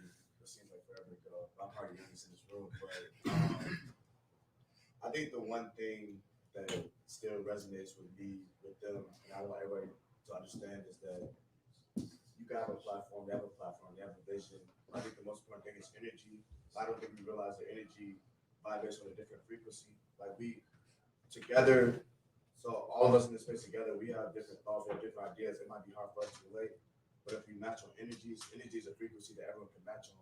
So that's how we're able to grow together abundantly, because we all match the same energy. And I think that's so important that Chuck keeps mentioning the energy, because everyone can understand the energy, everyone can vibe and match the energy, everyone can connect on the energy, whether we don't have the same thoughts or ideology. So if there's one big thing you want to take from a greater good or the presentation or the community, is the energy. Appreciate that, bro. That's how we vibe on the same level, and that's how we're gonna grow as a community as men on the same energy. Got any more? I got one more, because we would be remiss not to finalize this. And Josh, I know you'll want to take this one. But after you go through the steps and the sequence that we've laid out, and you begin on your path of accomplishing your C goal, it's gonna bring you closer to God. And this is coming from someone who I consciously rejected religion for a long time, but that also put me in a space where I was not developing my relationship with God. But as I was growing and asking more of myself and asking source, universe, whatever I was saying at that point in time, to bless me with more, it's almost like it can't happen without him. Like at some level, faith comes into it. And whether you believe it's a man, a woman, one God, two gods, or three gods, it will require you to develop a relationship with the power that is bigger than us, our manufacturer. It's going to require that. Yeah, so throughout this journey, we're about 5 years into the journey. It's been a lot of ups and downs, y'all. We started this in our 20s. We drove Uber, we drove Lyft, we did overnight UPS. I worked at Export. We done took overnight clients. We've done everything to make this work. And it was a lot of times I had 2 degrees the whole time. Last one from Northwestern. And I had a full academic scholarship undergrad. Very humbly, I was very successful in my academic career. I could be doing anything. But amen. It's just bigger than myself. It's about the people who poured into me, who poured into us, and just giving that back. So honestly, once we started doing this, I swear, once as a team, once we started coming together on a faith level, on a coming together, talking about getting closer to God, everything started opening up. Like we had some real struggles, y'all, like real struggles where it was like looking ugly. right. But I gotta thank God, because through it all, God opened so many doors that has made everything so much easier for us. Hey, our dreams come true, honestly. So. Like you said, without the faith, I would have been quit and I would have been doing something else. But God is good. All the time. What did that ugly look like? Oh man, you gonna call us out, right? How much time we get? I asked that intentionally. So I'll put it this way. So this was pivotal for me. I had 2 pivotal moments, and throughout the 5 years. The first was the first young lady that I mentioned. I was with her for 6.5 years. And I'm not naive. I'm not naive enough to believe that it was not the pursuit of my C goal that brought us apart. I was very selfish, and in a very ambitious way. You know, not in a stepping out on my woman type of way, but I was very selfish. So one of the ugly parts is stepping into your purpose, man. Will help, how do I say this? Will help you define or expose some things in yourself and grow in ways that may separate you from something or someone that you're not meant for. Yeah. And I didn't want to believe it. I didn't want to accept it. I thought this, and you talking about I'm in my 20s. We started this when I was 23. So like I could have very easily been like, but I was giving my all to it, making sure that I didn't give up on something that God had ordained for me. And it just still didn't work out. So the first hardship that I ever went through in this entrepreneurial journey was like, it drove me away from a girl I was with for 6.5 years. And the second, I lost my nephew. I lost my 6-year-old nephew, my first nephew in a car accident. There's certain life events that happen that can change you. And that, I won't say it changed me, but it definitely made me lock in. One, it gave me a more of appreciation for life, because at 5 years old when it happened, I definitely I just knew I was going to be here for another 75 years. And when you lose a 6-year-old and nothing and it's not in his hands, it made me become more present with my family, more present with my friends, and more present in the spaces that I was in. But then secondly, what it helped me do was it helped me validate to myself that, I might not be here forever, so why not go all in on what I really, really want? If God has another plan for me and he might cut my life short, am I doing what I want to be doing? Am I doing things that fill up my cup or that can make an impact in the world? So those two experiences definitely helped shape me and help me. They made me make sure I was on the right path, following my purpose. Yes, sir. You guys are doing an amazing job. You guys talked about the challenges and the genesis of your vision trying to manifest. Once you've acquired a certain level of success, how do you know when it's time to pivot and or evolve? What is the inkling? That's the next one, bro. Because sometimes when you reach a certain level of success, you can become complacent, satisfied, and reach the ceiling. But for you all being very young, starting out, when was that moment? Was it? You want to touch on it? I'll start. Yeah. So we still haven't reached our goal. So our goal is to create a residential school for at risk, high risk, alternative youth, however you want to state it, for our people who come from negative circumstances, to house these young boys, to give them that wraparound support that they really need. So we've gotten a lot of steps, but we haven't gotten there yet. So that's something that we have made steps where we've expanded. We've gone into different lanes. We've done different projects, but that big goal of ours has stayed consistent. So that has allowed us we've had to kind of cut certain things, pivot from certain things in order to get back to that big goal. So everything has always been that big goal. So we have goal cards that we carry around with us. And if it's not getting us closer to that big goal, then it's just not for us at this moment. And just to comment on that, to answer that also, the complacency piece, I think that's why exposure is important in all places in our journey.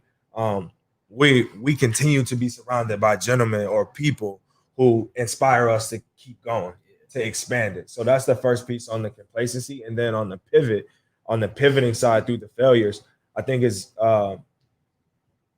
that's why it's really important to know why you're doing what you're doing. Because generally our visions don't change. It's the how we plan to get there that changes. So we know what we want and we know why we want it. The how pivots in the middle, and the setbacks. Honestly, I won't get too specific on how we pivot, but we're just mindful that we're still moving in the direction of the ultimate vision. That's our goal. Yeah, well, you guys are doing an amazing job. I mean, why don't we clap for you brothers, man? I think it's very important for young people to see people like you, who are like them, who look like them, impacting the lives. I think that's very, very important. So keep doing what you're doing. Don't stop. Yes, sir. This is good stuff. Now, the question I had then is that when you talked about it, you got to have the vision, but the how, the different things that you have to pivot, you have to change to be able to do that. When you started this, what did you start out with that did not work? And then you felt like, well, this is not working, so let's change it. Like, what doesn't work, and what did you do to change it? All right. So we firmly believe that we were made in God's image. We believe that almost anything we set our mind to, we can accomplish. So majority of the things that didn't work for us, they didn't work not based on skill set or competencies or the ability to do it, but we're spread too thin. We're trying to do too much at once. Maybe we don't quite have the resources we need to get the outcomes that we want in that area quite yet. So to answer, can you restate it one more time? Because I want to make sure I answer that specifically. Yeah. So what are some of the things that when you started doing this, Right, and we changed. that you started to do and you realized that it wasn't working, so you had to change? And do, if you have an example of that, of like, because you guys were just kind of getting into it and experimenting, you had passion to do it, but you started doing some things. And what can you give an example of something you tried to do that did not work, and what did you do to fix that? So I got something super specific. Yeah, bro. I got something super specific. I got something specific. Go ahead. You feel like you got something hot. Nah, it's about the crib. Oh, okay. You So go first. two things come to mind, and they're actually very business. They're kind of detailed. So the first being, we were giving our time to everyone for free at the beginning when we started. And that works. That works when you're getting your feet wet, when you're still trying to develop your vision and your business plan. And you're not even we're not quite sure how we want to serve. We just know we want to serve this demographic. So it probably took us 3 years into like several extensive programs before we started to tighten back on free programs. I think we were running 7 programs at once and only 1 was paid. So the first thing was protecting our time more. When you're starting, you don't know what meetings are valuable and what conversations will be had. You don't quite have a filter for opportunity yet. So we say yes to almost every meeting, every promo event, everything. But you get to a space where in your business and in your own personal life where your time gets more valuable. So you start to need a different return on it. So that article may reach 2,000 people, but it may come at the expense of 3 hours of interviewing, and that could be something that you're making money on. So one of the things that we had to do, one, take back some of our time. We had to pivot on that like wildfire, because we were doing a lot in a lot of different places. And then the second thing is charging, developing the confidence to begin to build us into our budgets.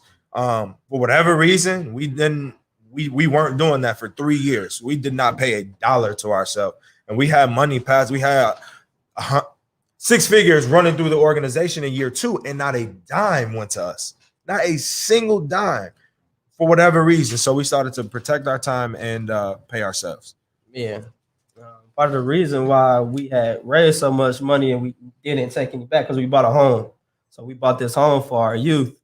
And like Chuck said, we had a lot going on at the time. We took on this huge project, but we still had other smaller projects that also needed funding. So for us, a lot of it was getting clarity in what we needed as an organization, clarity and purpose. Less is more type of thing. Yes. So for us, once we were able to narrow down, first off, we invested in this property. So our network helped us invest in this property. Right. So for us, it was about narrowing our focus. Like, that house is our main focus. We do other things, yes, but everything within our organization is moving towards that because we know that's getting us closer to our goal. So for us, just narrowing where we were, narrowing what we wanted, because so many people were coming to us with opportunities. Like you said, a lot of free opportunities that were helping us build our reputation, build our name, but it wasn't pushing us forward as an organization. And because we are the organization, it wasn't helping us push us forward as individuals. But once we started to get real clarity on what exactly we needed to do, so many things, God has just been making it happen for us. So we went from 7 programs to 3. We literally condensed it back down because we revisited the vision. We said, all right, if our ultimate goal is a residential high school serving high risk and at-risk students across the Chicago land, what do we need to have in place to get there? And it wasn't an athletic program. It wasn't working with an elementary school for free twice a week, 3 hours a day. Those things are awesome when we were creating impact, and it was moving the needle, but it wasn't moving it enough. There's an opportunity cost at some level. So it was all so now we just do mentorship in high school, our residential program, community service events, and we do it in a variety of different ways, but less is more. And we have gotten back to some other programs, but they're paid programs. So they're helping us push ourselves forward as a business.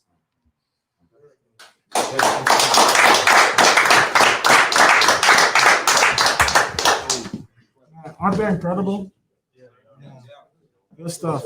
Really quick, I'm excited. Yo, we have a lot of food over there. Or like not food, but Finger food. finger food. If you want something, we got coffee. We have donuts and all that other stuff. I'm not eating it, so it needs to be ate.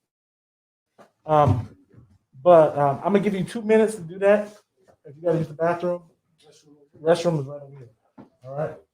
Then we're gonna reconvene because some of the questions you guys started asking kind of transition right into our next conversation. So let's do that. We got 2 minutes, and then we'll reconvene. Oh yeah, it's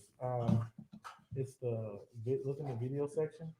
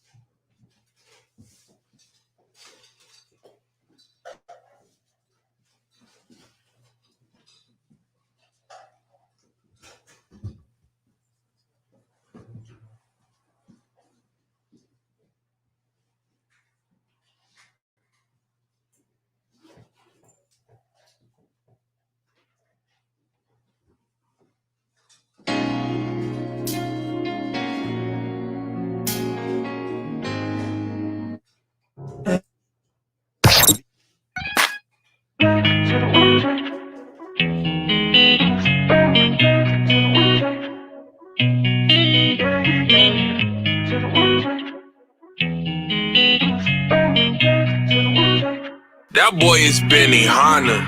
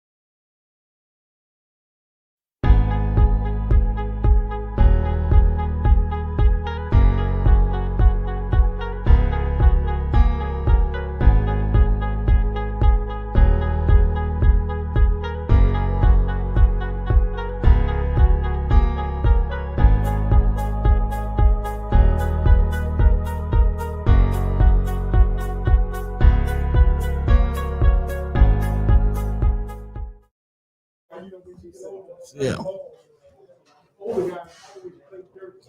Has it gone? Y'all ready? So you just sit here. You sit here. You'll start talking first, and then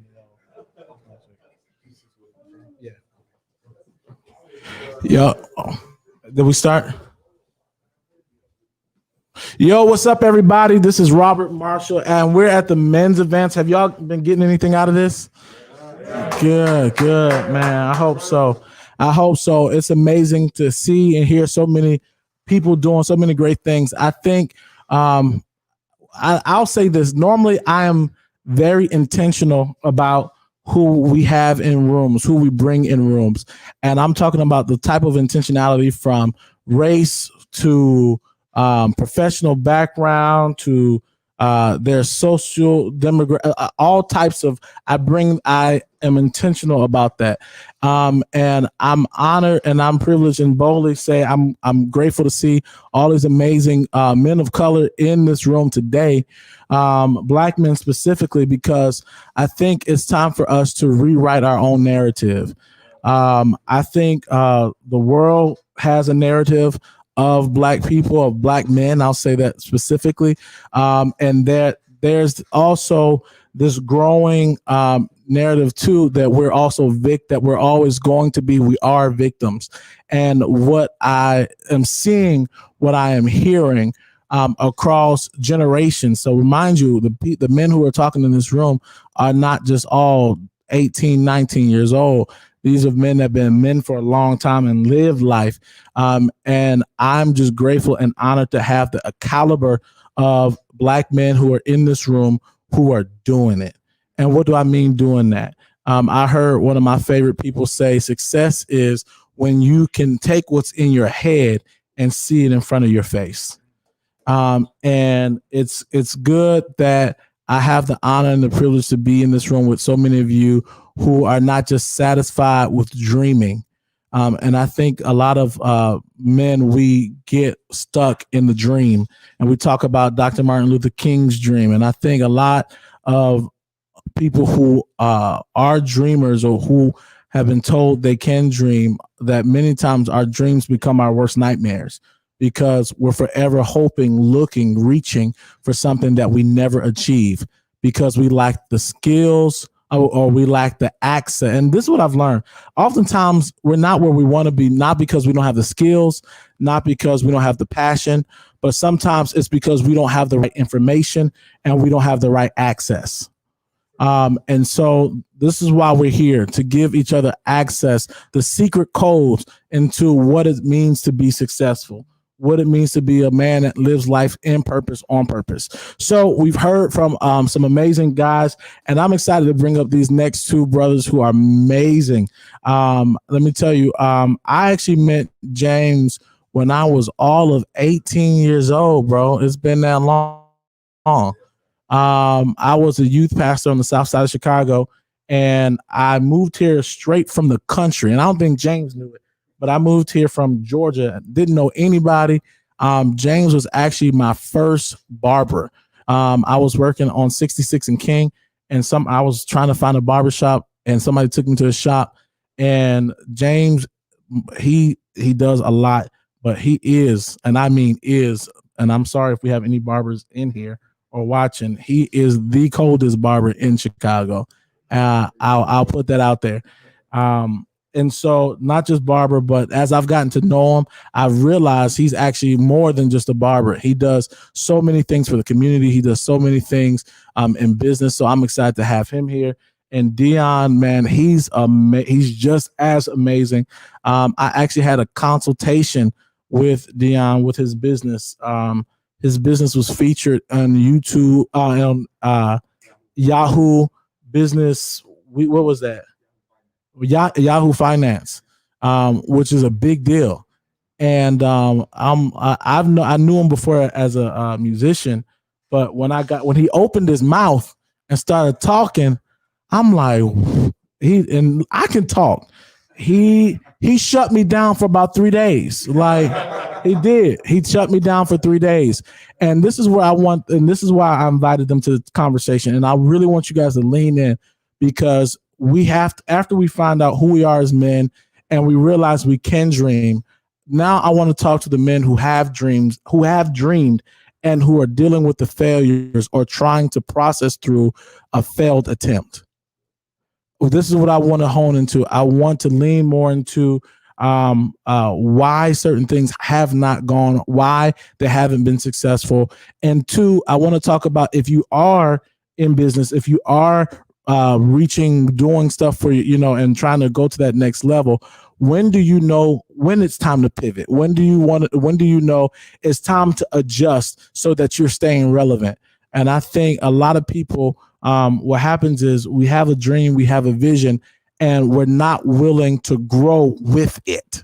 So what happens is that thing that was on in the inside of us that we push out, that we cry over, that we invest in, it winds up not reaching its full potential, not because it can't do what it was supposed to do, but because we don't allow it, because we can't see past where we started. That was some good talking right there, yo. So I want to invite these brothers up. Dion, he's going to chat with us for a little bit, and James, they're going to kind of collab and do this conversation about business, about entrepreneurship. You got to make sure you give them the consultation version that you gave me, because I was shook. Like after talking, so many of you who don't know, and I'll sit down, Dion Campbell is one of my biggest mentors. And normally we have conversations sometimes where I'm just stunned, or I just got to shut up and just say, okay. But Dion had this, matter of fact, they're both named Dion, which is funny. Right. I went to Dion for a consultation about some stuff, and he gave me this 3 quick boom, boom, boom strategy. And I'm not going to talk about it.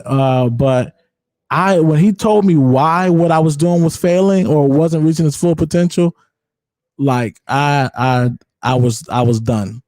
I was done. So I'm excited to have James here. I'm excited to have Dion here. I'm gonna lend the floor to them, yo, and I want y'all to just milk everything we can get from out of them, as it relates to business, your brand, your dream, because everyone in here has a brand, a business, a dream, and I want you to listen to them. Come on, let's give them a hand clap.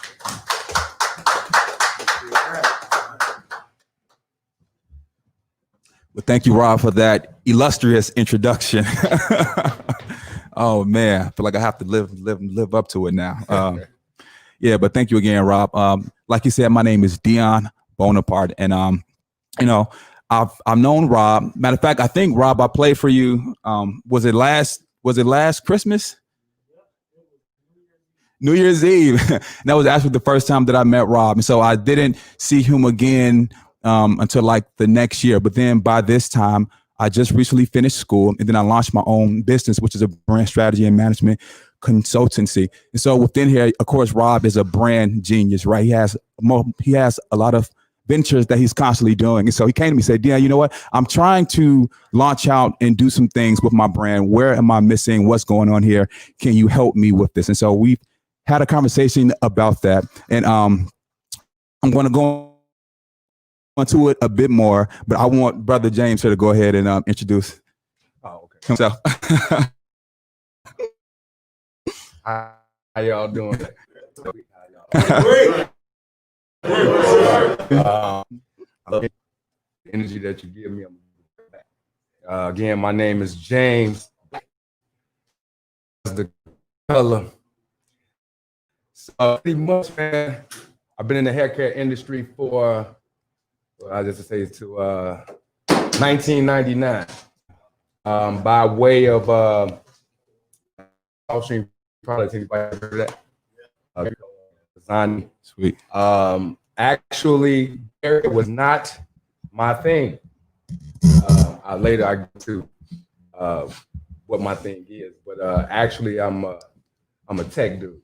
It was I was there, information technology in the IT department, hardware, software, swapping out computers, uploading. I don't know if they use that no more, AS400 and all that type of stuff, So yeah, back in the day. So but yeah, so yes, I'm here to give my story, my testimony, and hopefully change somebody's life. All right, go ahead. Perfect. Yeah. And so just to kind of go back to when me and Rob spoke, of course he was going into his business ideas and ventures. And so one thing that he told me, and this kind of even sat with me, one thing that I always like to start off everything with this. I said I graduated with the 1.7 GPA in high school, right? Yet now I get paid to think. I also struggle with the speech impediment my entire life, but now I get paid to speak. That's right. So what that says is you cannot be defined by what society says is your hindrance. There's no limits on what, but when God says yes, no one can say no, right? And so finally, when I had a chance to kind of break out, and it actually happened for me this year, I sat with, and I always say, and I kind of briefly mentioned this morning when I said, hey, I had this thing going on with my dad, right? So kind of take it back here. I remember I was 9 years old. I was 9, and I was sitting in the middle seat of my dad's car, right? And so I remember, and my dad, he's a pastor, he preaches, and so we just left a service, right? And apparently I made him mad, but I remember we went to a bank, and I sat in the middle of the seat, so I saw my reflection in the rearview mirror, and so I remember my dad said this. He said, "Dion, you look like a devil. You're a demon. You will never be nothing." Like my father said that to me at 9 years old. And so basically what happened from 9, I'm now 28. My birthday is actually today. So actually from 9 until now, thank you. From 9 until now. So right. I'll always say for about 15 years of my life, my identity was robbed from me. It was robbed from me. And so I could never press into, who I believe God called me to be, because again, right, what do we say about the devil? Oh, he is under our feet. He isn't anything. The devil was low, right? So I immediately took on that identity and thought that about myself for years. And it wasn't just until this year where I really had to talk with my dad and forgave him. I said, you know what, Dad, I love you. I know that you just, you did what you knew best. And I accept you for who you are. And I love you, right? And so we had that moment this year. It was such a powerful moment because it really broke me free of bondage and it broke me free of the lie. It broke me free of the lie. Then all of a sudden, it's crazy. From that moment, and I'll just kind of tell, and I'll just go here. And then brother James, you can go ahead. Okay. But and so what happened was I had this moment with my dad. From that moment on, I graduated from college. Top of my class. From that, I went to start my own business. First month, we made like $750 or something like that. And I only launched my business in May in the midst of a pandemic. When everybody would say, well, why are you launching a business in a pandemic? I said, because God told me to do it, right? And so I launched in the midst of a pandemic, made $750 the first month. Second month, made about $15,000. We're not in our 5th month. We made over 6 figures and on track to do 7 next year, And so the thing is, right, when you have a solution and you have God's yes, it doesn't matter what happened, right? Because man cannot say no to you. And so I know I kind of went off track, but then this is about overcoming the obstacle, right? Because I believe that when it comes to overcoming the obstacle, we have to first, before we can do anything with business, we have to first deal with ourselves. Because guess what? Our business will only be a reflection of who we are. Our business will only be a reflection of who we are, right? Because I believe that John Maxwell said this, is that everything rises and falls on leadership, right? Everything rises and falls on leadership. So if you're called to lead a business, lead a company, you first have to deal with your internal battles and issues and what stops you from being your best self, correct? And so I'm sorry, Brother James, go ahead. Because I'm just gonna keep going. It's all love. It's all love. Okay, again, a quick origin story for myself. From the south side of Chicago, low end for sure. 41st and Calumet. Man, my journey. Went to Hearst Metro. Graduated, did a couple of years of college, was on the radio for a little while. Fell out of love with that. Anybody heard of Black on Black Love?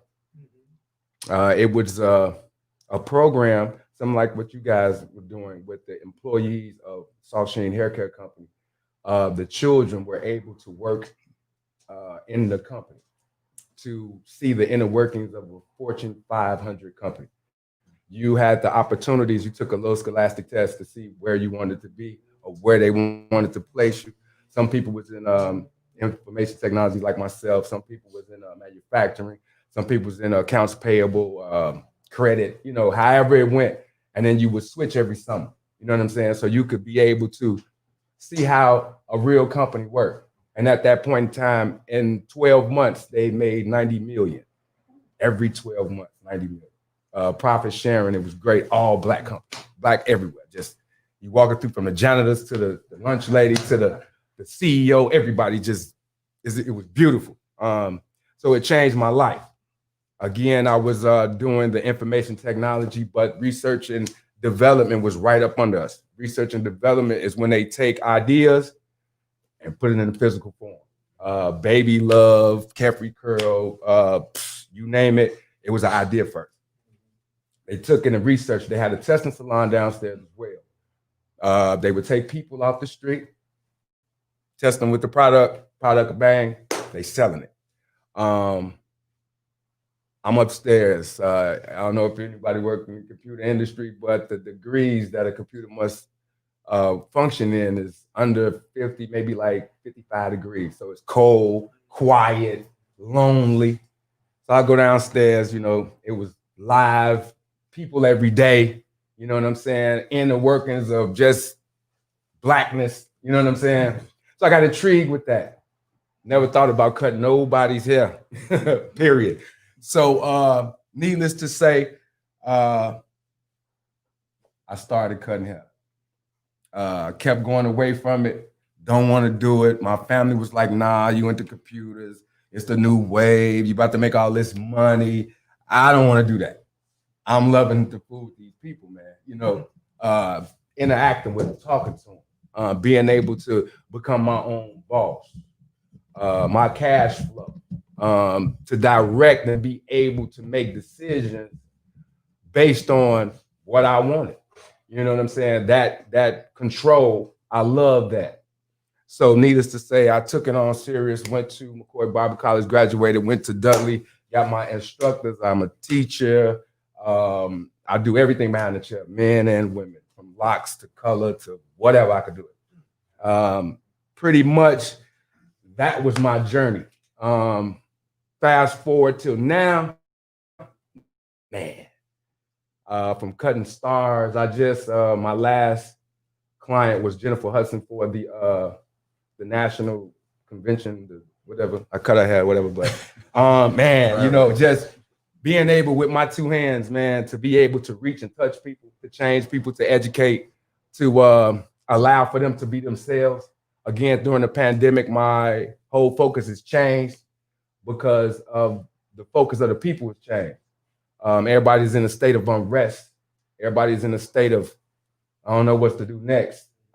Sometimes you got to take the good with the bad. Sometimes you have to understand that everybody don't have it. What you gonna do about it? Is that gonna hurt your business? Is that gonna be a catalyst for the destruction of your business? Nah, man. You know what I'm saying? Because we all brothers, right? We all got love for each other, right? Yeah. So you're supposed to look out for him. You know what I'm saying? Make sure that he's straight, because that service would change his whole perspective on how he see the world at that point. So I'm gonna give it back to my man. Yes, sir. We bouncing off each other. I love it. I love it. Yeah. So just to kind of even just go even to kind of pivot off of your point, just how the view of the world has changed. And so one thing that I like to say is, is that even though the view of the world has changed, the money is still here. Like the money is still here. And so specifically when working with brands and businesses, which is what I do, my business does, I spoke with Rob, right? And among speaking with Rob, I'm already laughing. It's so funny, and I really have a heart for African-American businesses, and really doing it the right way. I mean, all the way from the foundation. So I love what you brothers are doing. I'm seeing that you guys are doing it the right way, and I love it. Man, congrats and keep on going for that. But yeah, just doing it the right way, knowing the steps to do it, and really building a business and brand from point A to point Z, not from point Z and work your way backwards to A. starting from the foundation and then working your way up, right? So there were 3 things that I specifically mentioned with Robert, and I want to even share here today with you guys. There were 3 P's, and I want all of you to, either write this down or take a mental note of it. But anytime you're starting a brand or business, there are 3 P's to really focus on, and it's the people, the processes, and your products and service. I think you know that. Yeah. A guy by the name of Marcus Lemonis, I study him. He's a genius. He kind of coined it, and even though it's a general marketing term, this is something that I personally use for my business and saw the success with it. Okay. But other than him, I like to add another P to that equation. So people, processes, products, and purpose. I like to add purpose to it because purpose makes it all make sense. Right. It doesn't make sense, to have a business, or to be doing something, but you're not emotionally connected to it. You're not spiritually and mentally connected to your purpose. Why? Because your purpose is your solution, right? What solution were you born with? What solution were you brought to this earth with? Because I believe that God, when we all came here, God gave all of us a solution to a problem. Now, Western society tells us to bury that solution and you go and work a 40 hours a week, and go work and make your money. And I'm not saying don't grind, but what I am saying is when it comes to our God-given purpose and solution, I believe that all of our doing should be always focused on getting to that place. Okay. So anyway, let me go back to the 3 P's. So people, processes, and product. So firstly, let's start with the people. Now the stat is this. Now, and sometimes it varies and changes, but I have a mentor. His name is Mike Strider. He currently owns Arcalea, which is the #1 advertising firm in Chicago, #9 in the nation. Okay. And so he told me this. He said, Dion, because he wanted me to buy like this CI index digital marketing way to, to where it vets out the wrong people and only brings the right people into your company. I said, okay, Mike, that sounds great. Yeah, let's do it. But it's $10,000. Hold on, Mike, you had me first. 10,000, right? So, but then he brought this perspective. He said it costs a company up to $90,000 for every employee that they have. So he said, "Do you want to spend $1,090?" I said, Mike, when you say it like that, I want to spend $10,000, right? So because the thing is, one bad hire can cost your company up to $90,000 in loss, right? And the thing is, when we're building, and most of us may be starting at the grassroots of our company, right? We may be just kind of at that base level. So when we're starting at that base level, we have to make sure, and this is another thing, especially with Black-owned businesses, Black men, we try and do it all ourselves. Come on, let's be honest. We try and do it all ourselves. We try and be the creative director, the operations manager, the salesperson, and the thing is, you do not have the capital. Okay, yes, you may do good here. You may make a few $1,000s a month, but you could be making $10,000 to $20,000 a month, or 30 and 40, right? So I'm talking technical in numbers here. But the thing is, so what do we want to do? We want to have human capital. And the thing is, and this is why the way that I deal with branding, I never separate the brand from the purpose. I never do. Because any brand that works with my company and what we do, there's always a point to where they're saying, you know what, this is what I do, and this is what I want to leave down to my family. This is what I want to do to create a solution within my community, right? And so, so going back to the people, you need the right people and they have to be aligned with your vision. They have to be aligned with where you're going as a company, because if they're not, they can be a cancer to your company. Now in this, my mentor says that he said, hire slow, fire fast. Hire slow, and fire fast. Why? Because again, customer can a bad employee can spread like cancer on your team. Okay, nextly, let's go to processes. Now, this is where most businesses really lack, is in efficient processes and just having the right processes to really scale and grow our business. Okay, so say you have the right people on your team. Great, that's good. But your processes are terrible. Then you still won't scale and grow your business, right? So when we're looking at the processes within our company, so say, let's just use a business. Let's use a new shoe company, right? So say you have a new shoe company. Now, what are some foundational processes that they need? Firstly, they need a good distribution process, right? They're going to need a good sales process. They're going to need a good customer service process. And then the thing is too, customer service people, I believe, is undervalued about how much retention can that how much retention that your customers, that sales can bring upon when we have a good customer service model in place, right? Because 70% of your revenue will come from returning customers, right? So if your customer service is terrible, then you're going and you're wondering why you're losing money. You need to check your attitude, because your attitude is why your currency is walking out the door, right? And so again, having the right processes in place. If we're talking about a shoe company, make sure that your distribution process is good, your sales process, your customer service process. I'm so sorry, James. I'm almost done, bro. The customer service process, right? And having just different processes in place. So why? Because we want to be able to scale our business and do it efficiently and do it to where we're not killing ourselves, our body, our mental, our spiritual. And then the thing is this, we live in this hustle grind mentality, hustle grind world. Now, I am not listening. Get to the, do what you have to do, get to your money, but baby, work smarter, not harder. Work smarter and not harder. And the thing is, I don't want us to get, especially again, and we're speaking to men, right? I'm catering this conversation towards men. It's important that we have to focus, and we have to make sure that when we do have a business, that when we do have our brands, that we're not just doing it all willy-nilly, but we're doing it to be a solution. You guys are a solution, and so to do it the right way with the people, process, and then lastly, your products and service. Does your product and service actually fit your market? You know what I'm saying? Is it, is it actually fully thought out to a point to whereas, someone will actually make the connection to you, your brand or your business, and then spend that money with your product? Because the thing is, your processes can be good, your people can be good, but if your product just isn't good, you just won't make money. So actually make sure that your products and your service is efficient, is good for your market, because within one of those 3 Ps, and anyone here that has a business that may not be doing well or may not be seeing the kind of growth that you want to see or be hitting the goals that you want to hit, look no further than the 3 Ps. Somewhere in there lies your problem.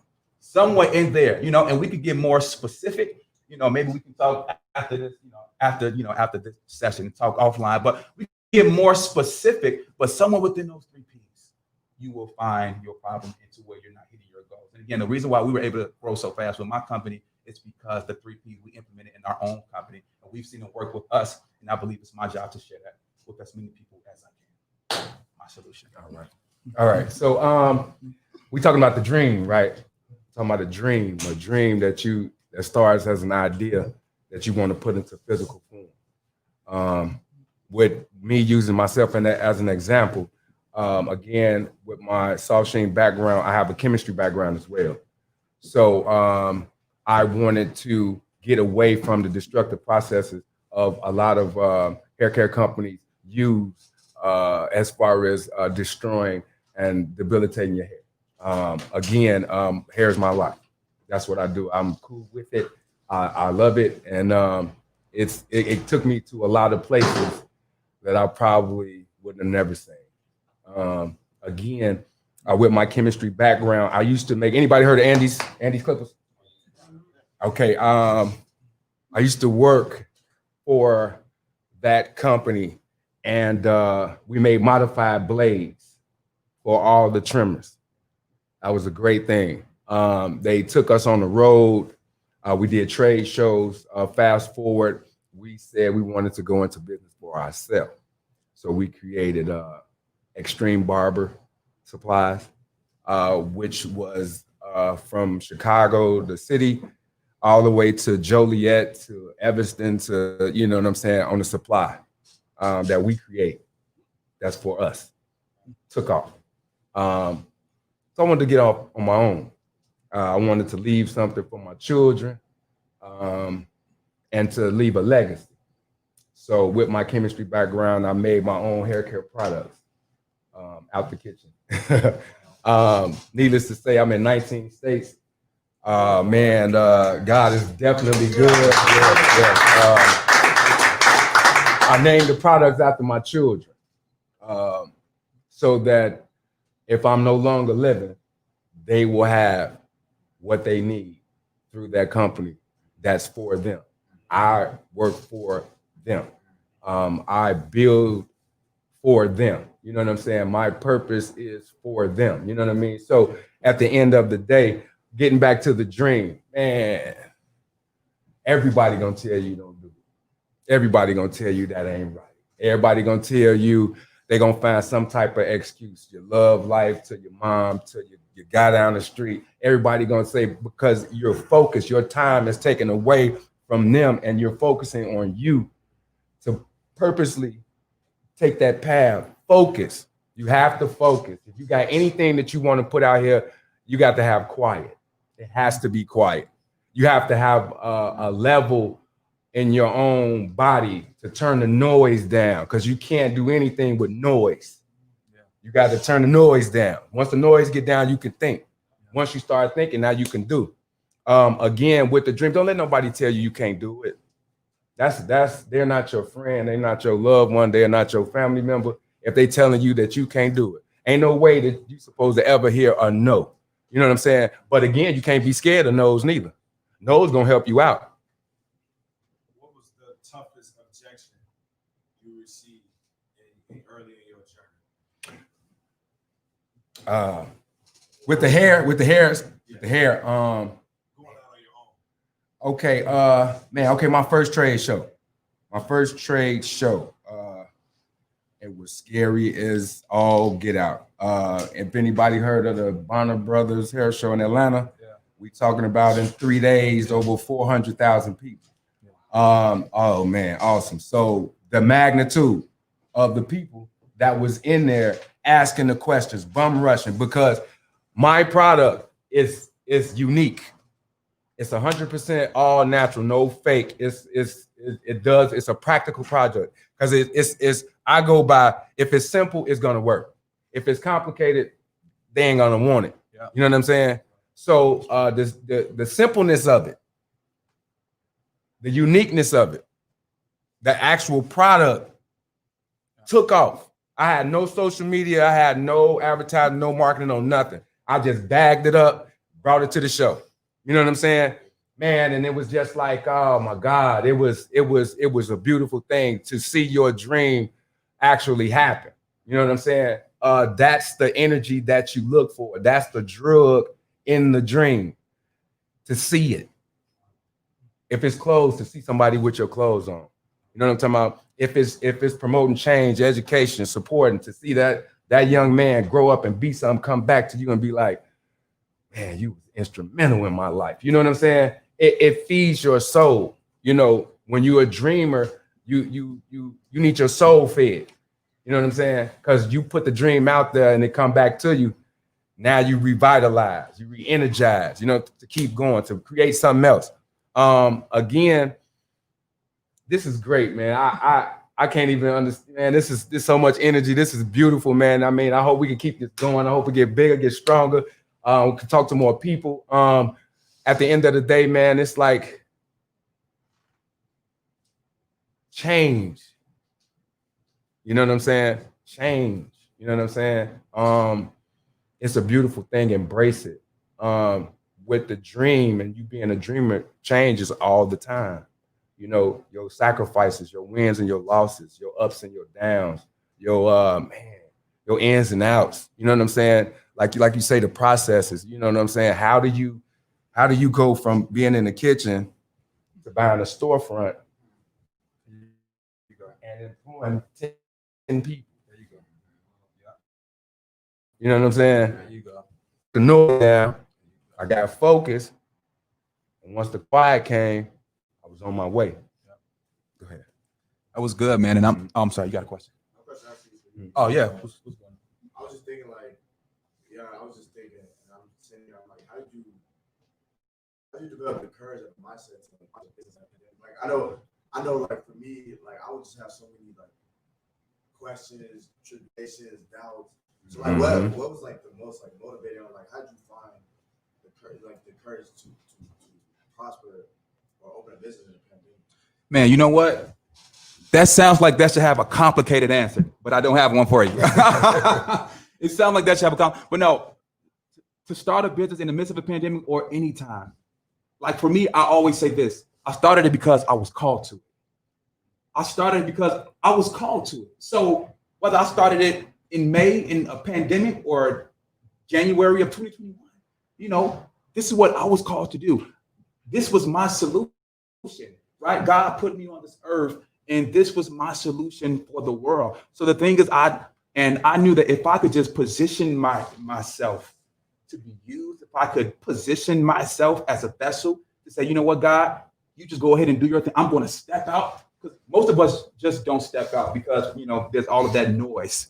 There's all of that noise. You know what? No, I can't do it. It's a pandemic. What if I don't grow? What if I not only did I start in the midst of a pandemic, but I also now have 12 people working for NDVU. You know what I'm saying? And that all happened in the midst of a pandemic. Why? Because I knew that when God said, again, and now this may sound cliche, please don't hear it that way. But truly, when I say it, when God says yes, no one else can say no. And I'm not saying it as a preacher trying to make it sound good. No, I'm not saying it. I'm speaking from a personal place that, again, having identity stolen from me for so long. And I told God this. I said, God, if you ever gave me back my voice, I will never shut up. If you ever gave me back my voice, I would never shut my mouth. And so literally from 2020, he gave me back my voice, and I have not shut up since. And so I said, whether we're in a pandemic, whether it's 2021, God, you called me to this. This is my solution. This is the solution that you gave me to bring to the earth. So how prideful would it be for me to not give the world what you gave to me? And the thing is, I believe that, there can even be a sense of pride, and not pride is, but pride saying that, okay, God, you gave me this, and I don't want to do this because of my problems, right? So let me give an example. So if I was to say that, God, I don't want to start my business because I'm afraid, or because I don't know if I'm going to have enough money. Now, granted, those are plausible concerns, right? But the thing is, I don't want to rob God, and I don't want to rob him of my yes. You know what I'm saying? And so what I'm saying is to kind of put that in a more practical place, just that, listen, if you're called to do it, the road is there for you. Whether it's in a pandemic, whether it's 2021, or whether it's 5 years from now, whether it's 5 weeks from now. If he gave you the yes, you're called to be in this place. Like you said, people will say no. I had so many people tell me no. Don't do it. But I knew that God called me to it. So if you know that you're called to it, if you know that this is what I'm supposed to be doing, I would say listen to that. Turn down the noise. And turn up your faith. Turn down the noise and turn up your faith. Yes, sir. I have a question for James. Because both of you guys deal with business, and I know that I've been really venturing out into the world of business myself over the last year or so. I come from a Pentecostal background where it's name it and claim it, speak it in the atmosphere, pull it out, go into your house. There's going to be $1,000 waiting at the door, checks in the mail, finding money, all of these, very Christian needs things that a lot of people of faith kind of buy into. And I think there is an element. I know we agree that there's an element of faith that goes into business, into not just business, but aspiring to build something. But there's also practical kind of things. You got to get your hands dirty. You have to. And I would love for you guys to speak to James. What has some of that process looked like? What is the practical things that you've had to deal with? I've noticed Black men in general are some of the most talented people in the world, and I've seen brothers who can do anything from cut hair. Everybody wants to be a rapper to to whatever business or whatever industry they want to go to, but they lack or didn't understand the process as we talked about. I think many people are sitting in frustration because they have amazing products. That's it. Nobody else can do what they can do. They make the best barbecue sauce in the world. In town, but they have a problem with it actually with monetizing it and pushing it out to get it to where it's supposed to go. I think we all want to go. Anybody who starts a business, they don't start business to be broke. That's good. I don't think people start from ministry on down to whatever organization they have, Mhm. they don't start it for it to stay in their living room, Right. for the most part, unless they just that communal. Mhm. So, what are some of the practical things that James, that you have to people have to go through, because you live your business is in the midst. It's in the hood. One of your businesses, at least, is in the hood. I'm sure you hear, you know, oh, I'm gonna do. But what are some of the practical things that people need to do who are gifted, who have amazing products, who may know their people, but what are some of those step by step things that they need to do in order for their business to kind of live beyond themselves? Okay. First of all, we're gonna take it as it's a life or death situation. You want to go extreme, somebody got a gun to your head. You know, how you react, you know what I'm saying? How you move, you know what I'm saying? Everybody is watching you. You know what I'm saying? To go into business, you have to be something like a sociopath. You know what I'm saying? Your whole, excuse me, your whole mindset has to change. You know what I'm saying? It has to be so with blinders on. You know what I'm saying? Because your focus determines the outcome of your business. If you have no focus, or if your focus is everywhere, your business is going to be everywhere. You see what I'm saying? Yes, sir. Okay, so now we're going to do the technical part of actually starting the business, from it generating from an idea. So what's the first step? Well, the first step is to do it. If you ain't scared to do it, it's done already. You just got to put it together. You see what I'm saying? So when I started my flagship is because I do locks.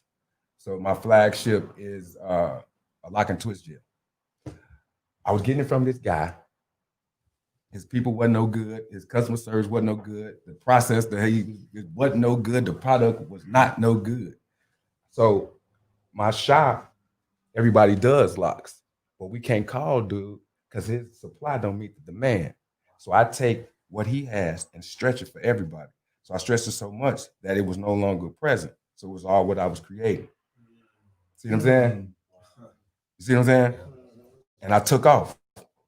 Man, oh my head, oh my God, oh. Then I first started with the Tupperware bowls. With the bowls, bro. With the bowls. You got to be focused.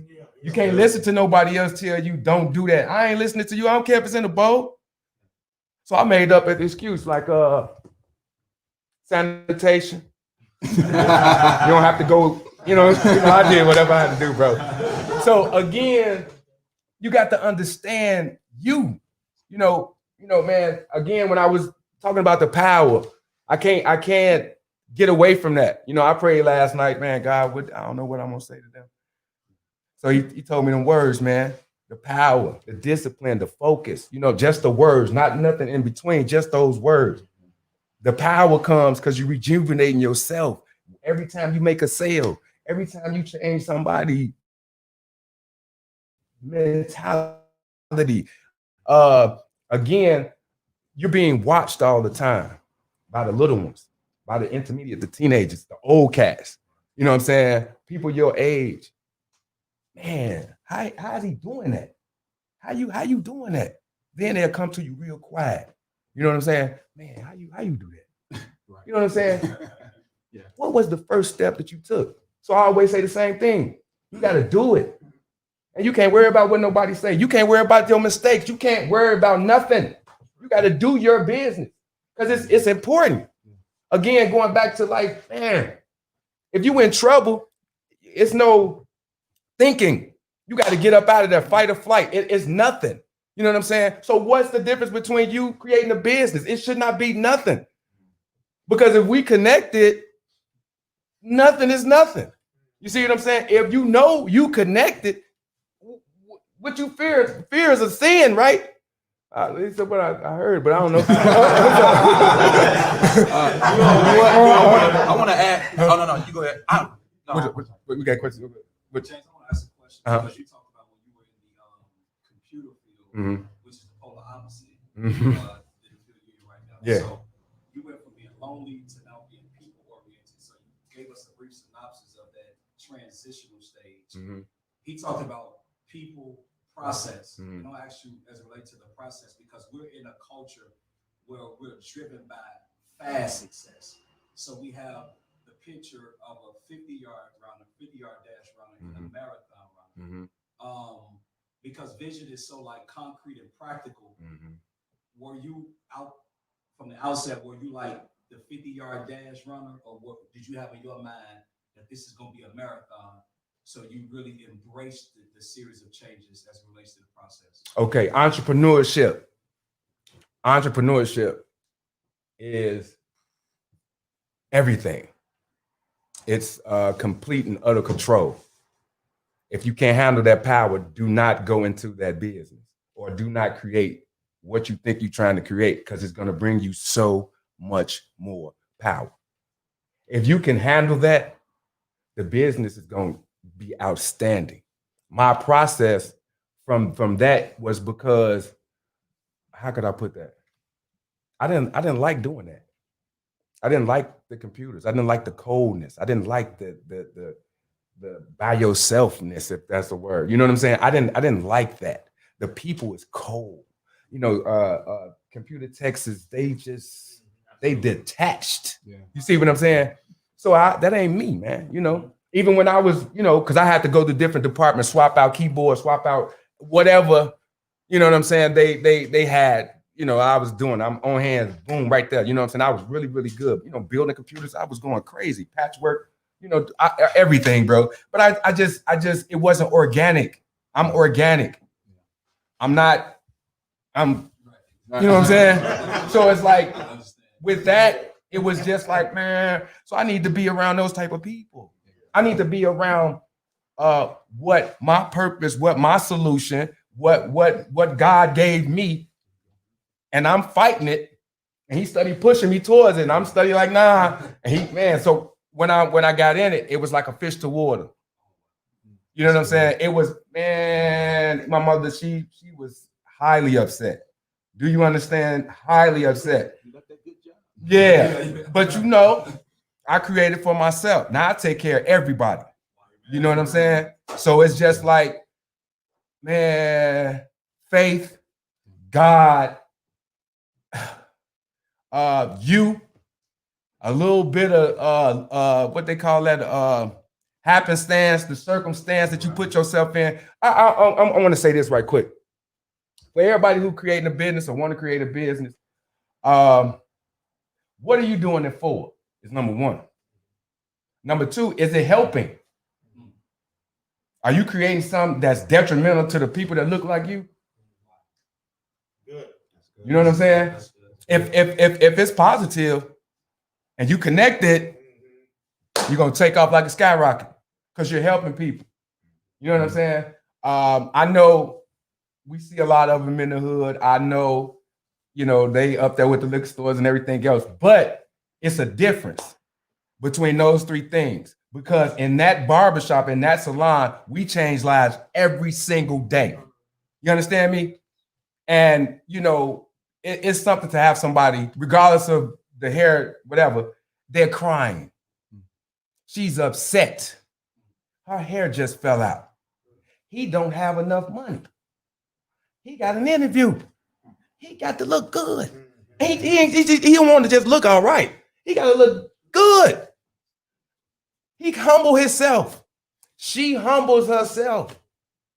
They be this small when they come to you, whispering quietly, real small, like, you know what I'm saying? I don't know what to do. You know what I'm saying? Power. See what I'm saying? The entrepreneurship. You're the man. You are that man. So again, I wanted to be, not wanted. I am that catalyst for change in my circle. With my guys. Come on. Woo! I have an observation and a question. You know, just looking at both of you gentlemen, the thing that's going through my mind and the understanding that all of us have a world on the inside of us that was put there from when we were born. And the process to get that world that exists on the inside of you, the process that every man has to go through until that becomes a manifestation in the real world. One of the things that I believe globally happened during the pandemic was God strategically took every person in this world and made an attempt to have a conversation with them to begin to deal with their dysfunctionalities and to hear his voice. So in the midst of this pandemic, you two men who have been successful, and there's a next level for you, I would like to know, during this time period when God stilled the noise, what did he say to you personally, the adjustments that you have to make in order to continue to manifest his purpose in the future? What is that issue? Because I know that in order for what's in you to come out, you have to continue on the growth process. So listening to what both of you have said, what was that thing that you've been dealing with to deal with the future that no one's ever seen before, and to build things that have never been needed before? What is that for you personally? Okay, let me start. Okay, real quick. Soon the pandemic hit, I lost all my old clients. Anybody that was like 55 and over, they're no longer here. That did something to me. Because I got a day that I just have all old timers and ain't nobody in no more. That day is done. So I said, well, what I'm gonna do now? Everybody's scared. I gotta touch people. I gotta be in people's face and stuff like that. The way the mentality is with the pandemic, you don't have no jobs. You're at a state of unrest. You don't know if you're gonna work. You're tired of being at home. You can't go nowhere. All this stuff. So it's like it's frustrating. It's very, very frustrating. And for us as men, it's real frustrating because you really don't have a lot of people that you can talk to. And if you want to go up another level, being a businessman, being a leader, being connected, you got less people to talk to because they can't even understand where you're coming from. They don't even know why you wake up at 5 o'clock in the morning. You got to be at work at 6:30. You know what I'm saying? You want to wake up at 6:15 and you got to be at work at, So my point is, the Most High just was like, no, keep going. Don't worry about it. I'm talking about, it was so calm and it was easy and it's been going. And it's like, I didn't ever really stop working. I took a week off. I kept the barbershop open. I kept my people. I want y'all to get money. You got bills and condos and mortgages. We're not going to stop. We're going to be protecting ourselves and protecting the shop and protecting what we got. So we got in a state of solidarity. So to answer your question, I got solid. You see what I'm saying? So, ain't no cracks if it's solid. You see what I'm saying? So in that strength, that power came again. You know what I'm talking about? So when I demonstrated by me being the business owner, that energy started bouncing. And not just with the employees, with the people. What? Everybody's solid now. Man, we love you. I ain't never heard that term to me all this year. That's man, I love you, Deb. I love you, Deb. I love you, man. I love you, man. I love you. A man telling another man, I love you, man. Why? Because I let you get in that lane. You touch that power because I'm connected. You see what I'm saying? That's why I'm zapping you. You know what I'm saying? Because you need it. And you probably, where you coming from, they ain't giving it to you because you looking for it. You see what I'm saying? So you found it here, and it's going to stay here. And we're going to keep going. As long as you keep coming, I'm going to keep cutting. So how that work? How that work? So now fair exchange ain't no rivalry, right? We helping each other. You bringing the money, I'm giving you the service. We cannot lose. So I feel like if we could take this and we could keep zapping people, we keep telling people, man, we ain't going to never lose. I don't care about them killing us in the street. That ain't got nothing to do with everybody. Don't let that bring you down, your day down, your money down, everything, because your attitude is not going to help. You having a messed up attitude ain't going to help your day out. it ain't gonna help your relationship out. It ain't gonna help nothing out. You see what I'm saying? So you got to stay high. Now I know hello is high. You got to stay up there because we all connected. You know what I'm saying? So that's what's up. This actually is a question for you. Yes. Yeah. Well, why don't you go ahead and finish? Okay. No, go ahead. Okay, I'll briefly answer the question, then I'll go ahead and get to you. Okay. If I just have a little bit more of your passion, brother, I'll be all good. But to answer your question, I think that you said that how did you get to where you are now and growing in a pandemic? And how will you continue to grow and to be successful? Well, my answer is a bit different, and it's going to seem so unrelated, but it's so related. The start of it for me was, like I said, when I forgave my father. And so for most people, you're going to say, well, how is that related in any way? Because that brought me to my knees, and it really touched a deep place, and it brought me to such a place of humility. Like it brought me to such a place of humility to where, and I always say this, I said, had that moment not happened, I would not have been able to do what I'm doing now in any capacity. I would not have been able to have a team, to grow my business, do any of that, because quite frankly, I had too much pride. I had too much. I wanted to do it by myself.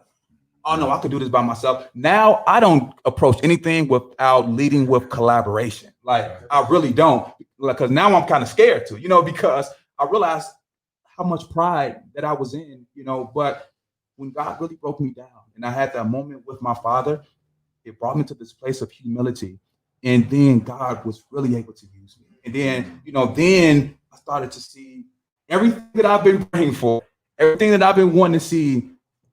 You know what? And I'll end your question with this, is that everything that I always wanted to be and saw myself being happened when I first forgave my dad, and then was able to be in a place of humility to allow God to do. I was trying to do it myself. As a man, right? Pride, we can do it. No. Is it safe to say that fixing the cracks in your foundation, in your core, was paramount for you to go to the next level? Absolutely. And not doing it myself.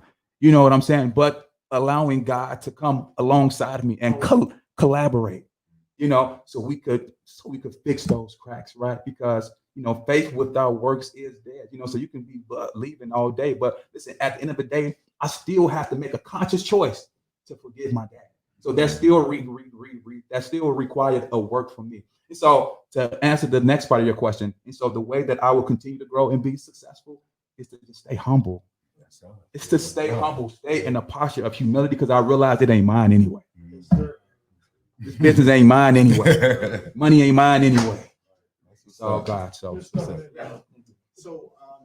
talk about people, talk about process, and you talk about products, 3 P's, and then you added purpose to it, and they all work together. Yes, sir. Right?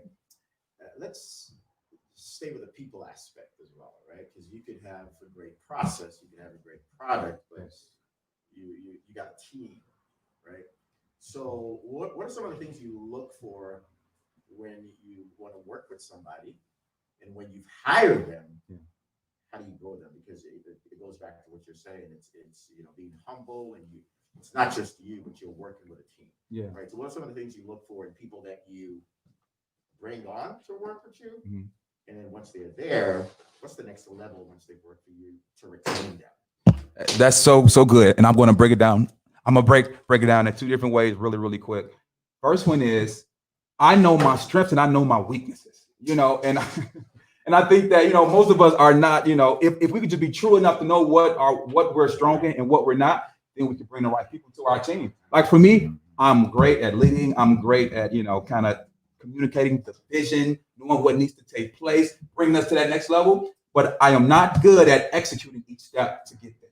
You know what? So guess what I needed? I needed a detail-oriented person that can come alongside me and say, oh, Dion, that's great. All right, this is what we need to do to get there. You know what I'm saying? Because I know where we need to go. I know how it needs to happen, but I don't necessarily know all the steps to do it.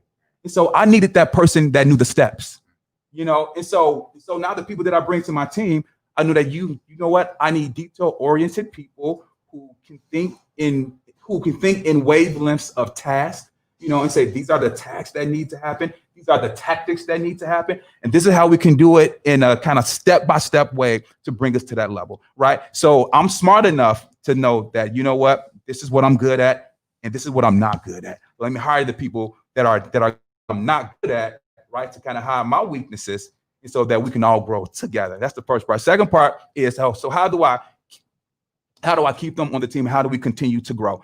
And I'll end it with this. My mentor, he said this. He said that, Dion, you have to invest 60% of your time every day into your people, and then let the people grow your business. He said, you don't grow the business. He said that you invest your time into your people, then let your people grow your business. So 60% of all of my time every week, I'm investing in people. I'm talking to people. I make sure everyone is equipped to do their job the right way. Hey, is there anything that I can do? Hey, are you okay over here? Do you have all of the social media stuff? Do you have all of the strategy? What do you need? How can I be of support to you? Because then this is another good thing that makes them feel seen.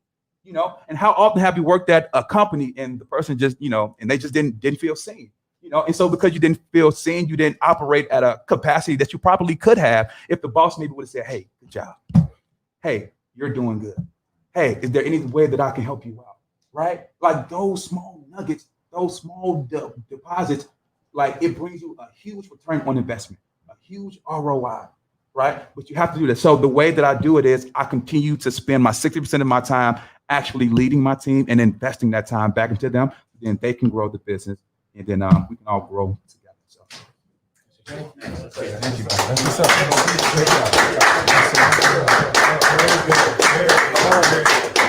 It is my birthday, y'all. So I got like a whole bunch of plans happening right now, Rob. I wanted to do that, but I wanted to stay, tell you. But thank you for the opportunity. Thank you, man. You're good. Listen, thank you guys so much. We're about to wrap this up. And if this doesn't stream, I'm okay with it. If we can, everyone that's spoken has spoken life and have spoken some amazing stuff. But it would be horrible for us not to get this piece, this next piece, that's a part of many of our stories as men. And so I couldn't get him here last year. He's busy, and he just said he works in police what did he say? Law enforcement. He's the chief of police. So I want to bring Dion Campbell. He'll about 15 minutes. And even if we don't stream this is fine. I want this to be heartfelt. I do want us to get it though, so that we can hear what he got to say. All right. After Dion, we're wrapped. And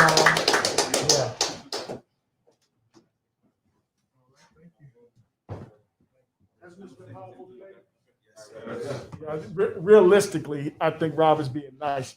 You always, when you get in settings like this, you know when it's over, and it feels like that enough's been said. But we're going to do what we're here to do. Today, I just want to give you my story, and with the hopes of what I will say will give you an opportunity to look at yourselves and to deal with your own selves and to propel you into the next level for what God has for you. And that's why I'm going to tell you my story. I think this is a powerful venue that we have here today and an opportunity. I keep hearing my brother talk about energy, and there's faith that arises when you begin to hear men talk about the exploits that they are engaged with. I think some of my greatest exploits have come out of settings like this, where you hear people talk about the things that they've accomplished, and it plants a seed on the inside of you when you come to realize that I'm capable of doing that same thing. We as men, we get in a setting, and it's very easy to get into competition. It's very easy to begin to compare ourselves. It's very easy to begin to feel like you're small, but you can't take settings like this and that. You got to take it as an opportunity that God have placed me in this spot because he wants to grow me. He wants to expand me. He He wants to increase my faith. So as I'm talking today, I want you to be very conscious about what God will say to you. And I'm not going to preach, but at the end of the day, the driving factor behind what has put us here has been God himself. And so I want you to be very conscious, as I always tell people, about the inner transactions that you're going to have while I'm talking today. That is the most important note that you can ever take. Have you ever had a moment like when someone's talking and then you space out for a minute and you start having interactions and you're going through an issue in your life and the solutions or the way forward comes forth? I want you to note that thing and make that your primary focus of how you are to go forward. Everyone wants to know, what's the next step for me to go forward? The next step is found in that inner transaction, because God himself has highlighted that issue to you, and that is the next step forward for you. So keep that in mind while I'm talking. I've got about 15 minutes, and I want to just tell you my story, and I want you to just think about your own self as you go through. I believe that if God gets men, he gets the whole world. And that the most powerful entity in the entire world is a man who is awoke and knows who he is. And even though the time period in which we live in has been described as the most chaotic time that the world has ever seen, the thing that I take wonderment in is that God have called me for such a time as this. Why am I here in this season where it's the toughest it's ever been? And that lets me know that there's something on the inside of me, a solution, a problem solve, an impact, because I'm blessed to be in this place in this season. And what type of things do I need to do? I'm very aware of my own internal changes, because I believe that what's on the inside of us, if that's fixed, if it's matured, if it's dealt with, then it releases the purpose for which we were placed on the earth. And this is a time frame that I think that God is dealing with men in particular upon their dark history. All of us have been functioning with the dark history and some level of dysfunctionality that is on the inside of us. And because we live in a society that is more focused on giftings and talents rather than character and morality, you can get a pass as you go forward and yet be not made whole within yourself. And if you're not made whole within yourself, you're limited in what you can do. If you can learn to stop the storm that is on the inside of you, you have the capacity to stop the storms in the world. And so my story is not coming from a place of victimization, because I am not a victim. Everything that has happened to me, whether it be good or whether it be bad, it was ordained by God to get me to this place. And I understand that whatever you go through, God is faithful. You have your own path that God has laid out for you, and you can never get into comparing your pathway with someone else's pathway, because if you do that, you'll get frustrated, you'll quit, because you're looking at what someone else went through and you're thinking that that's your time frame when it's not. There is an ordained day that will come from you. As a 55-year-old man, I see life on the other side of the lens. I remember being the dreamer, having the goals, figuring out what my purpose was, and I've been through the process of seeing what happens on the other side. Every step of the way, there have been opportunities for me to quit. But on this side of it, I understand that if I would have quit any step of the way, that there would have been a ripple effect that would have impacted an entire generation that is behind me and under me. But the enemy never wanted me to realize that, because he never wanted me to truly understand who I am and the power that is on the inside of me and what I was put in this earth to do. I didn't realize it on the beginning side, but on the inside, I can see clearly that everything that was meant to bring me down, if I would have quit, it could have changed history itself. My family history begins like this. My father was one of 16 kids, and it's important for you to hear about my family history because eventually whatever happened to my in my history is going to try to come and get me. Whatever enemy you don't defeat as a man will eventually go after your children. And we see that clearly in David, that he did not defeat his lust issue. And because he did not defeat his lust issue, that thing went after his children.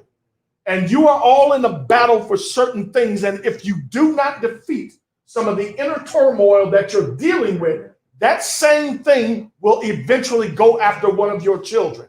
Yeah. And you'll see that come to pass. So my dad was one of 16 children who grew up in a 2-bedroom house. My father had his first child when he was 16 years old by a prostitute in Houston. Eventually, my father ended up having 9 different children by 5 different women, but he settled in marrying my mother. And that whole world began a process of the world trying to shape me into someone that God had never intended for me to be. This world of rejection, this world of who am I? I remember as a young child, a woman coming up to me and telling me that, hey, how are you? And my dad's married at this time. I'm your father's girlfriend. And what that did to me, how that impacted me. When another young man came up to me and said, yeah, did you know that that is your sister? She was born in the same hospital as your other sister. They were born basically 5 days apart. So I'm seeing a pattern of how the enemy was trying to shape me even at that time. And eventually my father ended up, because we didn't have anything, we were on government assistance. I grew up eating cheese from the government in big blocks. I grew up eating peanut butter out of cans, and remember the oil at the top that we had to remove. And eventually we didn't have enough. So my father ended up robbing a liquor store, and he was put in prison for about 2.5 years. Now, here's the interesting thing. I grew up in Michigan City, Indiana, and my home where I grew up at is 500 feet from the Indiana State Prison. So the imagery of my father growing up was seeing him in the prison field every day mowing the lawn because he was a trustee. And as I began to go forward, I began to have an interest in girls. And I remember this young lady who I was enamored with, and she was enamored with me. And once she told her parents who I was, she was told that she couldn't date me because of who my father was and what he had done. And so this pattern of rejection, isolation was setting in because God, the enemy, knew what I would eventually become. At the start of my process, I was designed to be a king. I was designed to make an impact on this world, and I didn't know it, but the forces in the world that are dark understood that, and they never wanted that thing to happen. And I'm speaking to you right now as men. Yes, there are powerful forces that may know who you are more so than you. And that's why it's important. It's very important as mentors that you use your voice, that when you see a person, you speak authoritatively into their lives and begin to tell them who they are. Because if they don't hear your voice, they cannot become who they were intended to be. And that's why some of you have been called to be mentors because of what you went through and the ability to identify these things in other people and the power that you have to speak. Just like as everyone has been speaking today, it brings us life. It releases energy, but it's a life flow that hits other people and causes them to rise and become who they're supposed to be. So I've got this whole thing going on. Fortunately for me, I had a gift. And in my rejection, the way I look, I'm from Louisiana. I've got Creole blood in me. And I grew up in the hood, but I went to a school that was predominantly white. So I've got an all-black neighborhood, all-white school, and I was rejected in both communities. Because I went to an all-white school and I spoke a certain way, the black community, he's not really with us because he's different. When I went to school, I was just a flat-out Negro who's from the hood, and the only reason he's here is because he plays basketball. So I'm living in this world and deeper levels of rejection have set in. And the only solace that I had was my gift. So my gift became hyper in playing basketball. And it became my identity. And I found myself always trying to prove who I was and to be accepted by my gift, which was basketball. So in high school, I'm getting by, not really knowing who I am, but the gift accelerates. Ended up being a high school All-American, ended up going to Oklahoma State University on a D1 scholarship, point guard in basketball, eventually transferred to Indiana State University, was a point guard there and played, and all the accolades because I was a basketball player, but who I was not developed. I didn't have a clue who I was. Have a clue. I'm wrapped up in my gift, which was basketball.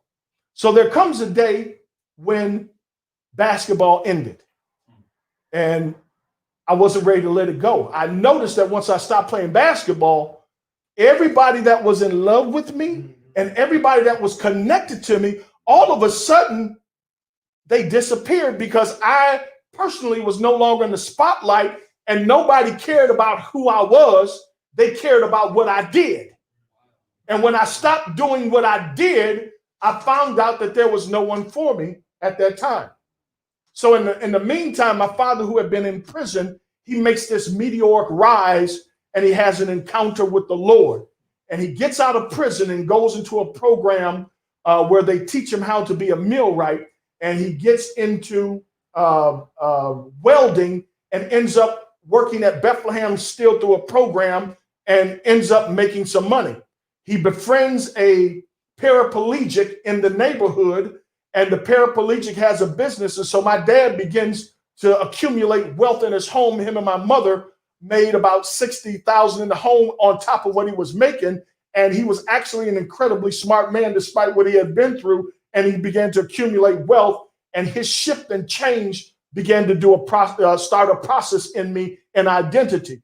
I knew my father loved me, but he did not have the capacity to communicate with me and tell me who I was. His love language was once he became wealthy, he started to give me things and provide for me, but he didn't speak into who I was. So I basically had no clue who I was. So after I'm in college, I get into coaching and I'm depressed. I start contemplating suicide while in college, while coaching in college, getting ready to explode on the scene. And I gave my life to the Lord while I was in college. All of a sudden, what was important to me was no longer important to me.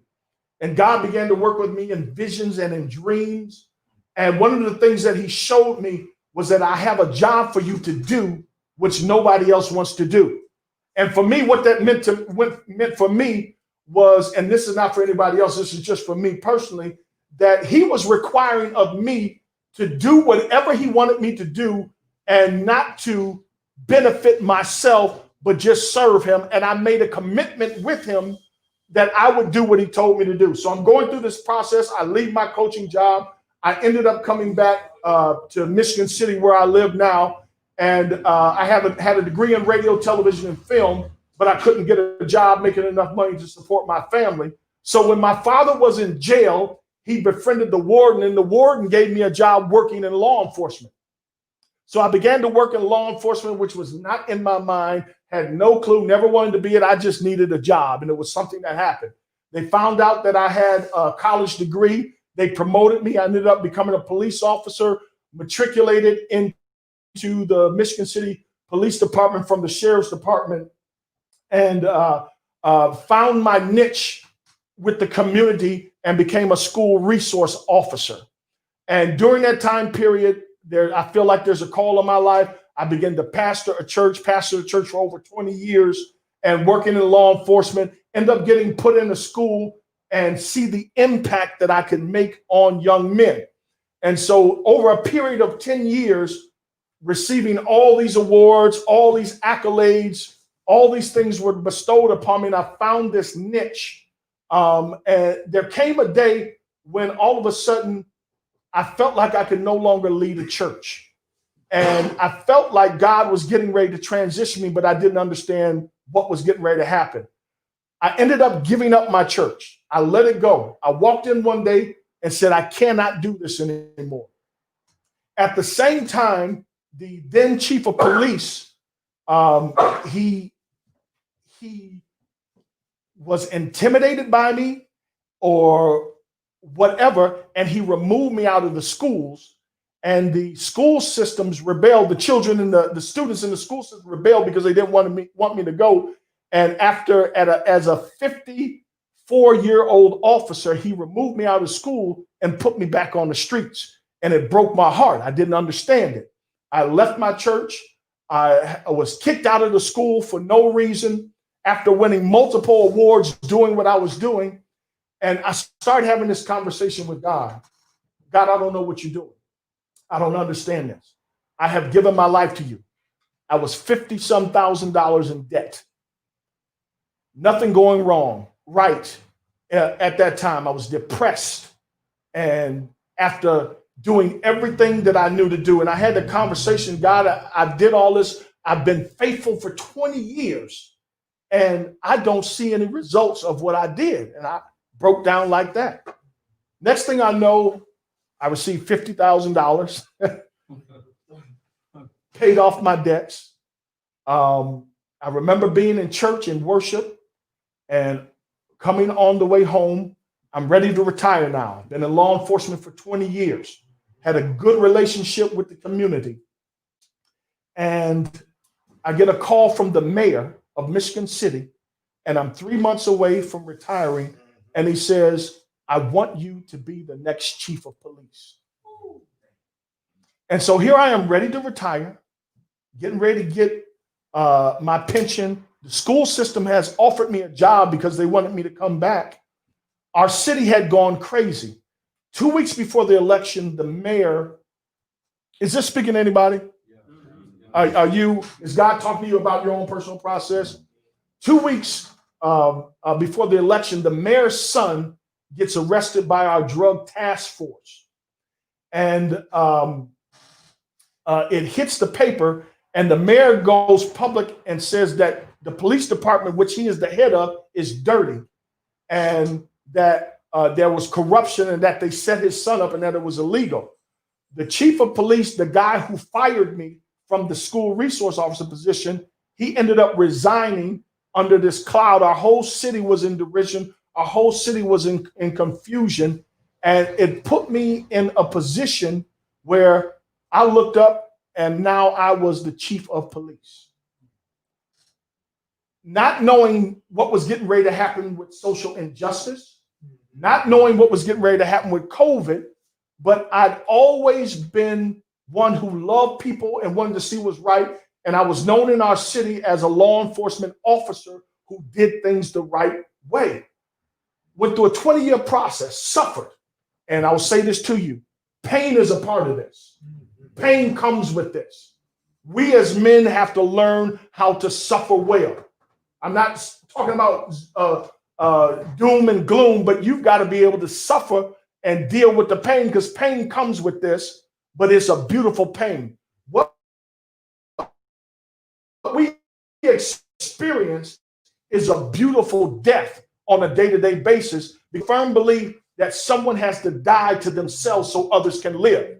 Eventually, no matter what God has called you to do, there's a certain level of pain and death that you have to experience so that others may be blessed. And the principle is you die that others may live. And that's why I love what this brother said. His sacrifices is hurt. His pain is relieved, and he's going to leave a legacy for his sons. And I think that whatever we do, we can leave legacy for people. We can leave a platform for them to be better and more powerful than what we were. And so to go forward, I'm put in this position. Now, remember, I'm 50-some years old and have never dealt with my issues. My gifts have always taken the forefront. My talent always framed who I wanted people to think who I am, but inside, I'm still insecure, rejected, and didn't know who I was, okay? So here the chief of police, who was a very powerful figure, Tommy Billups can tell you this, and if you framing it. Take that off of Michigan City before you get me in trouble. Delete that. Delete that, because you know they'll get me. They're already coming for me, Tommy. And the chief of police is a very imposing, powerful figure, and he's looked up to by many people, but there were some issues there. And I had to face him, who literally built our police department and in 5 years took a building for $13 million and paid it off. We have the most beautiful police building in the state of Indiana. And so I've got this whole department, and remember, I'm a patrolman. I have no rank. Never in the history of our department has a person who was a patrolman been named chief of police. So I wake up the next day and I'm in charge of the entire city, the entire police force, dealing with all this. But what's on the inside of me never changed. And so God, I don't know if I can do this. I don't have the talent. I don't have the skill. It's something that I never wanted. But what he showed me was that I have to confront my issues. Okay? There was a part in a film by Denzel Washington that spoke to me. And it was in the movie The Equalizer. And there was an assassin who was incredibly dangerous and deadly. And one of his things that he did was to intimidate people and then to assassinate them so that they can never do what they're supposed to do. And in the movie, the assassin confronts Denzel and takes a step towards him, to get him to retreat, to get him to back up, to get him to turn around. But Denzel did something completely opposite. Instead of being intimidated, he took a step towards the assassin to let him know that he wasn't going anywhere, because there was a realization of what was on the inside of Denzel. And so I began this process of believing in who God had made me to be. And with all humility, I began to realize that it was God that had orchestrated this whole thing, which was a plan that had been in process for 20 years. And even though I thought that he had forsaken me, forgotten about me, and I served God with my whole heart, mind, body, and soul, God was faithful to what he said. Now, during this process, and let me say this, the enemy will find the strongest weak person in your life to try to bring you out. Let me say this again. The enemy will try to find the strongest weak person in your life to destroy what you've been called to do. And I talk about the pain. During this whole process, I had my oldest son, because I was a pastor and a police officer, and we had rules, regulations, and structure. At 16 years old, we got into a confrontation because I didn't like what he posted on Facebook. He walked out the door and looked at me and said, "You are no longer my father. I don't have a father." And it broke my heart. He left the house and was gone, and he stayed gone for multiple years. As I went further, my second son, who grew up in a pristine house, who grew up with rules, regulations, and love, he decided he worked for a federal prison, and he smuggled Tunchi and cigarettes into the thing, and he got arrested for smuggling those things, and was put on the front page of our paper, put on NBC News, put on all the media outlets nationally. He was put on there, was shared 850 some times. Deion Campbell's son arrested for smuggling, so forth and so on. And it broke my heart.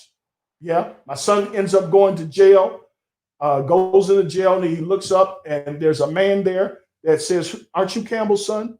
And my son says, "Yes." He says, "You come in here with me. I'm going to take care of you." It was a guy that I had helped while I was a police officer and bought him a hotel room instead of arresting him. He took care of my son.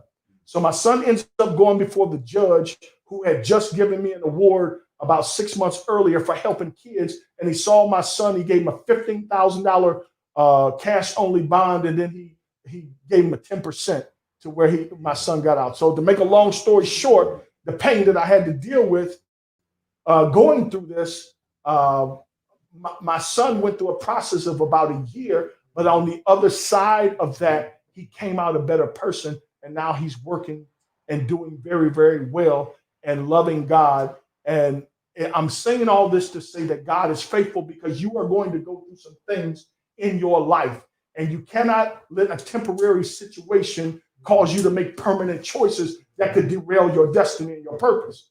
So the most heartbreaking thing for me happened last year in January, where I ended up going to church, and I come home. My daughter had gone to work, and when we got home, my 20-some-year-old daughter was gone, right?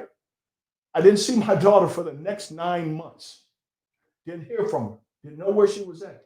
Didn't know where she went. And that thing almost broke me. Yeah. And so eventually, 9 months later, she ends up coming back. And we're working through some things, but she came back unharmed, unscathed. And to this day, we still have never fully discussed what happened to her over those 9 months, but it was very, very traumatic for me. So here I find myself going through all this stuff. COVID-19 hits, the social injustice thing hits, and I'm realizing that God has called me to help reform law enforcement, and that he put me in this position because he wanted someone there who could represent him and help his people, because he was hearing the cries of his people on a day-to-day basis. And here I am in this position ordained by God, which he had purposed from the very beginning. And I had to come to a place where I realized that this is what God had called me to do at this moment. And I'm saying all this to you because you're going to go through some similar things in your life. This isn't always easy. It's not always nice. It isn't always pretty, but this is why God made us men. Yeah. And this is a season where God is dealing with our dark history, the issues on the inside of us, the doors that we have never let him in. This is a time of instability where if you don't allow him to fix the cracks in your foundation, this season will take you out. And that's why he's calling for every man to make adjustments in their personal self, so that the purpose that you have been called to execute, that when these storms hit, when these tough times hit, you have been so grounded and made the adjustments according to the voice of God that nothing will stop you when you go forward. You're going to see people begin to downward spiral like never before. And it's very clear to me that those men that are in this room today, you are called to be resource centers for those that do not know the way. You are called to be answers and a resource to the multitude, to those that are in the globe. So I'll end my story with this. So the protest happened. Michigan City is a city of about 32,000 people.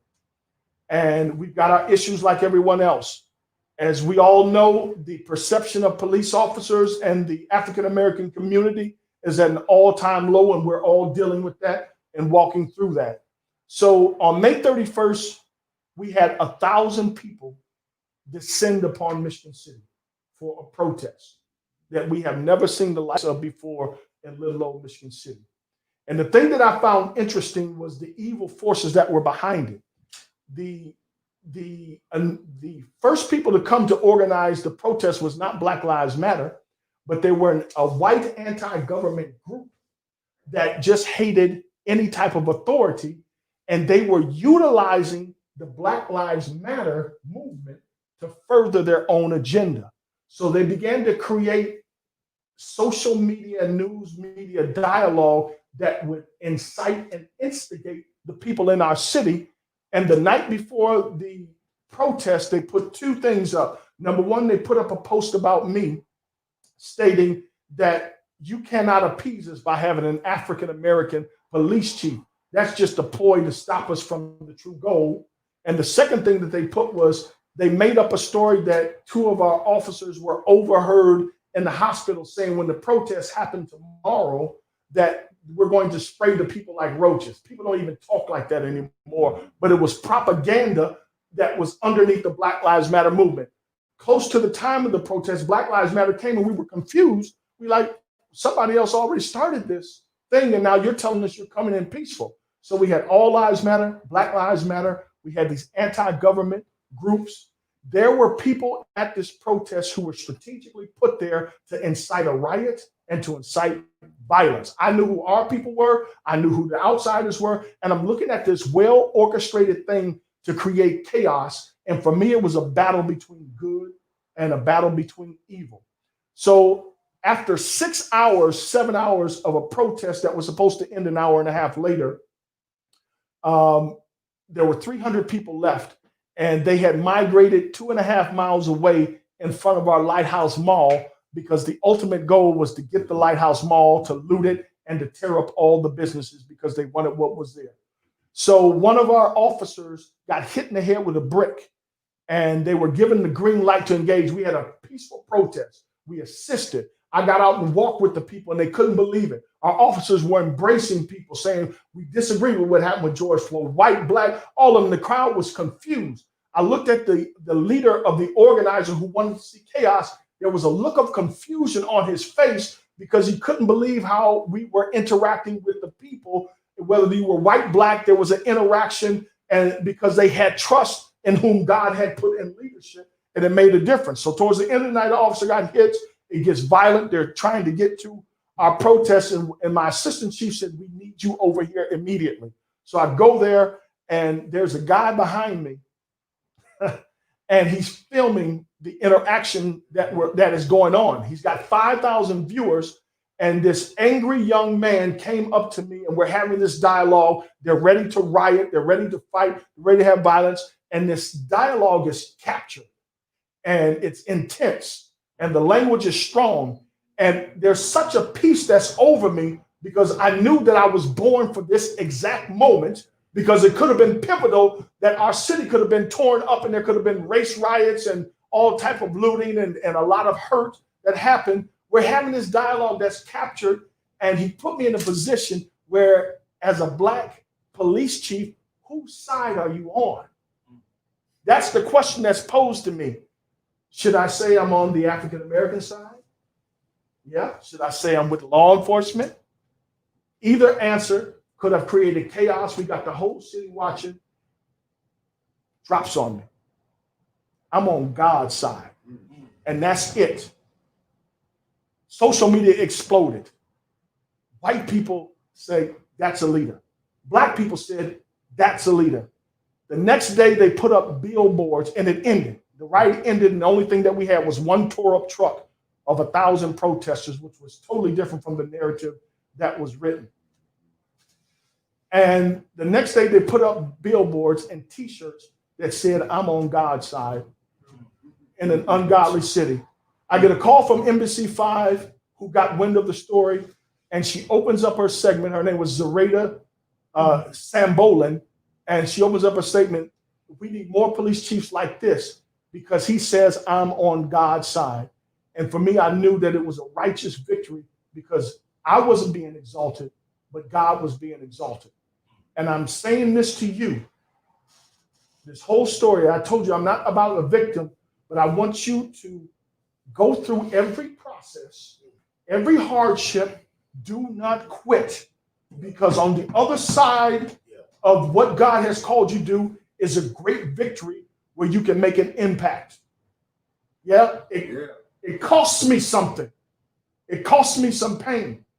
But I'm seeing an inkling now where the mayor's position is in my grasp, not because I want it, but because God has found me faithful in what he asked me to do.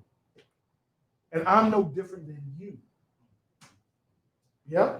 And I don't care about being on social media or television or all that. But what I do care about is taking this opportunity to speak to some kings and telling you to gird up, understand who you are, and fight with everything that is in you, because you can make a difference in this entire nation. We are going to make an impact on this world that they have never seen. This is our season. This is our time. And I'm telling you, what you've done now, the link that you've done, You haven't seen anything yet. Be faithful. God is faithful. He won't let you down. He won't let you fail if you trust in him. That's for real. That's for real, for real. Any comments or questions for me?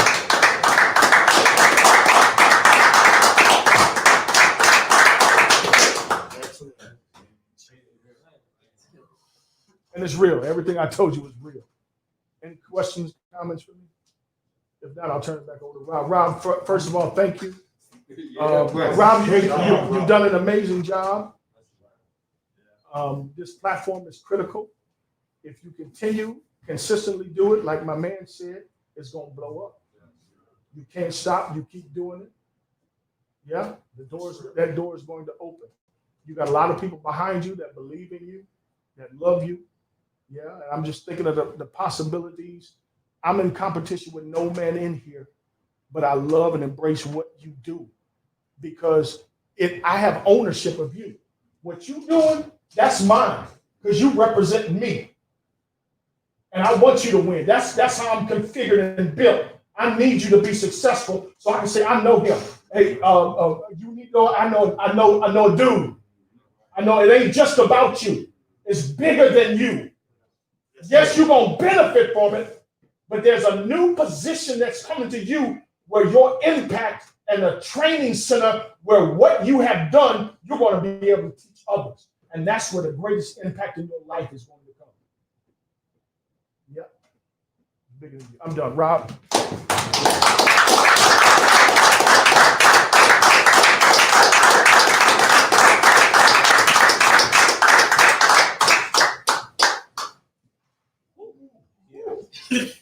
Right? Yeah. Right? You picked the good man to end it. Right. Oh man. Yeah, man. Everybody finna go into college. Woo! Yeah, man. Oh, I got to get myself together. I love how he started it. He said he's seeing the other side of like where a lot of us are. He's seeing it like that's so real.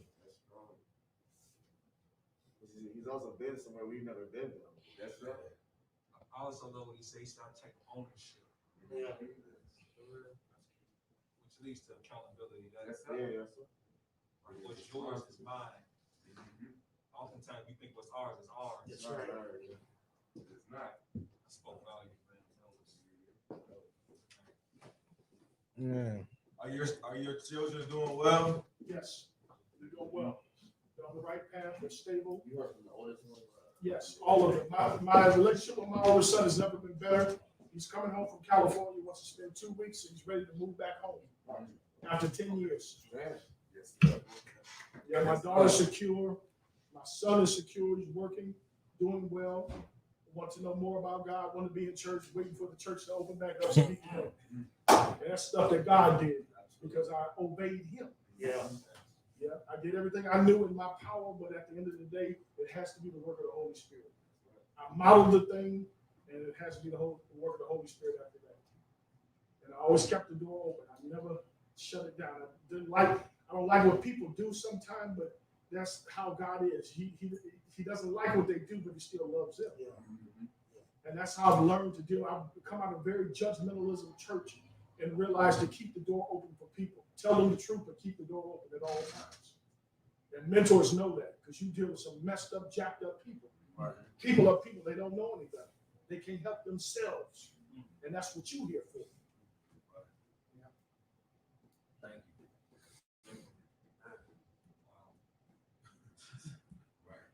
Yeah. Y'all expecting me to say something? Like, yeah.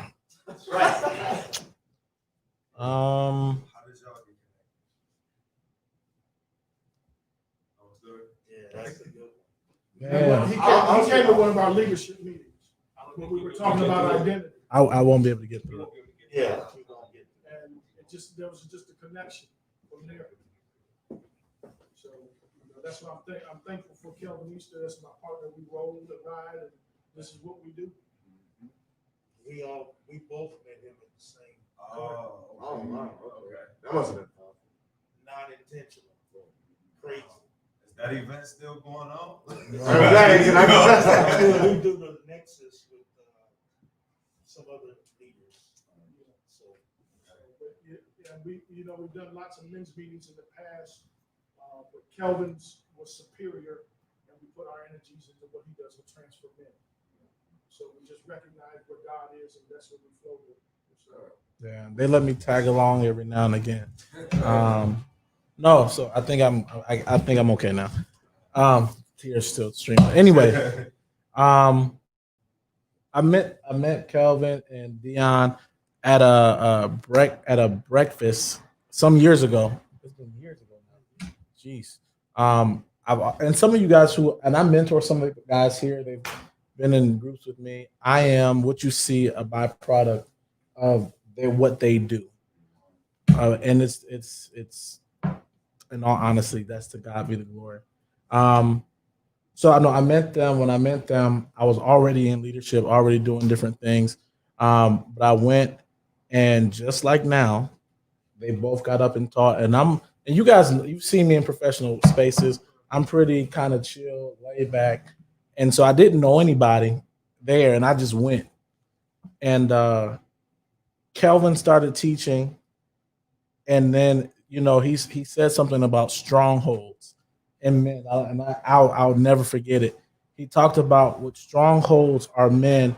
In men, he started talking about how you want to talk about it real quick? Yeah, emotion. Thoughts, strongholds are thoughts wrapped with emotion. You remember that? Right? I do. Strongholds are thoughts wrapped around emotion, and as long as you have those thoughts barricaded in those emotions, those thoughts about yourself, it forms this ungodly stronghold, and it inhibits you from receiving and giving, because now you got a wall up and can't get past. And so then that was the first thing. Then Dion got up and he started teaching, and I'm really, kind of chill, low key. And just like now, he started teaching, and the tears just started streaming, and I couldn't control it. I literally lost it. And many of y'all, and that's how they met me. But other people who know me, that's not my decorum. So I was trying to literally get myself together, sitting in this chair around a table of people that I don't even know. So tears streaming down my face because he started speaking a language that I had never heard before. He started describing just like he said, he started speaking to who I was, and I'd never heard it in this way before. I never experienced it in this way before. And so he's just literally teaching, and so by the time he gets finished teaching, I'm wailing. I'm just done. And he laid his hands on me, and I broke even more. And that from that moment to this, healing and identity. I think where the enemy tried to fracture me was identity. It was always about. I always felt this sense of inadequacy. I grew up in backwoods Georgia from the age of 5 to 18, experienced sexual trauma, sexual abuse, but also in church, a lot of abuse there as well, being dropped, being mishandled. And during that time, I was just at a spot where I was very fragile, and God spoke to me through them in their teaching, and that's where healing began for me. I was just recently married, and I believe my marriage got better, and my wife is very protective. When I met Mo, and I don't normally tell this story, but when I first met my wife, I had nothing besides a college degree, and I was sleeping on the floor with their dog of a friend that let me stay at their house.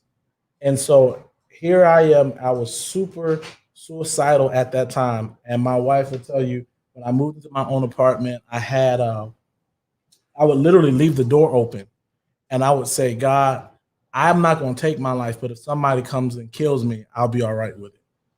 And I was sitting there, And during that time, that's when I met them, and where I met Dion, where I met Kelvin, and my life just changed. And it wasn't because of any deep, but they started speaking a language and started identifying things in me that I didn't have words for. And I'll say this: any mentor, any father, anybody that you're going to be in a relationship with, it's they started. Well, this is the difference. He started speaking to and giving definition to where I was going, and wasn't focused on my past, my pain, or my gift. What you said earlier, Dr. Chief Campbell, you said in defining environments or definition. Environments of definition. That's what this is. It's an environment of definition. So what you guys are doing is an environment of definition. One of the things I found is whenever you gather like this with men, God goes bananas and he drops in to that place. And he gets to talk to them. Those are environments of definition. So I hear my wife, but anyway, guys. So thank you so much for coming today. So if you want to, you can connect with. We're all connected anyway. Make sure you grab someone's information. Can everybody give my wife a hand?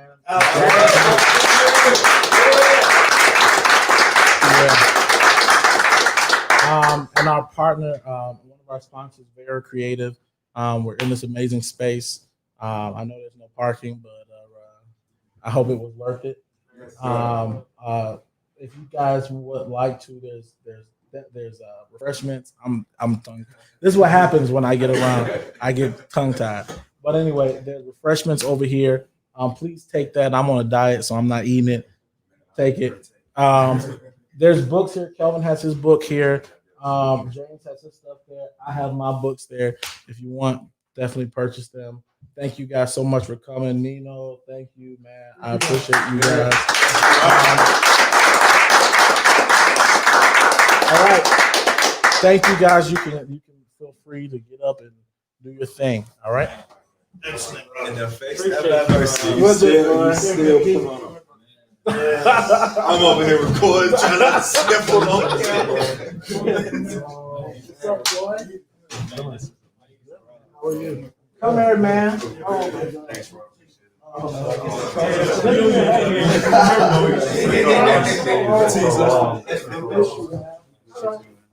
I'm all right, man. You're amazing, dude. Hey, everybody, they're usually 14. You get them for 10 today for you guys.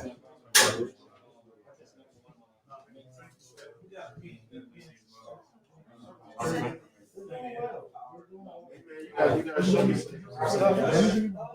That's good. Now I'm serious too, man. I'm trying to get more into film, man. Man, I need some people to connect to. Yeah, man.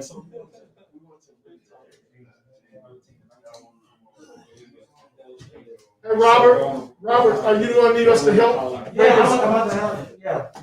Okay, deploy. Hey, guys, if you guys, for all those who are willing to help, we need to kind of put this space back together again.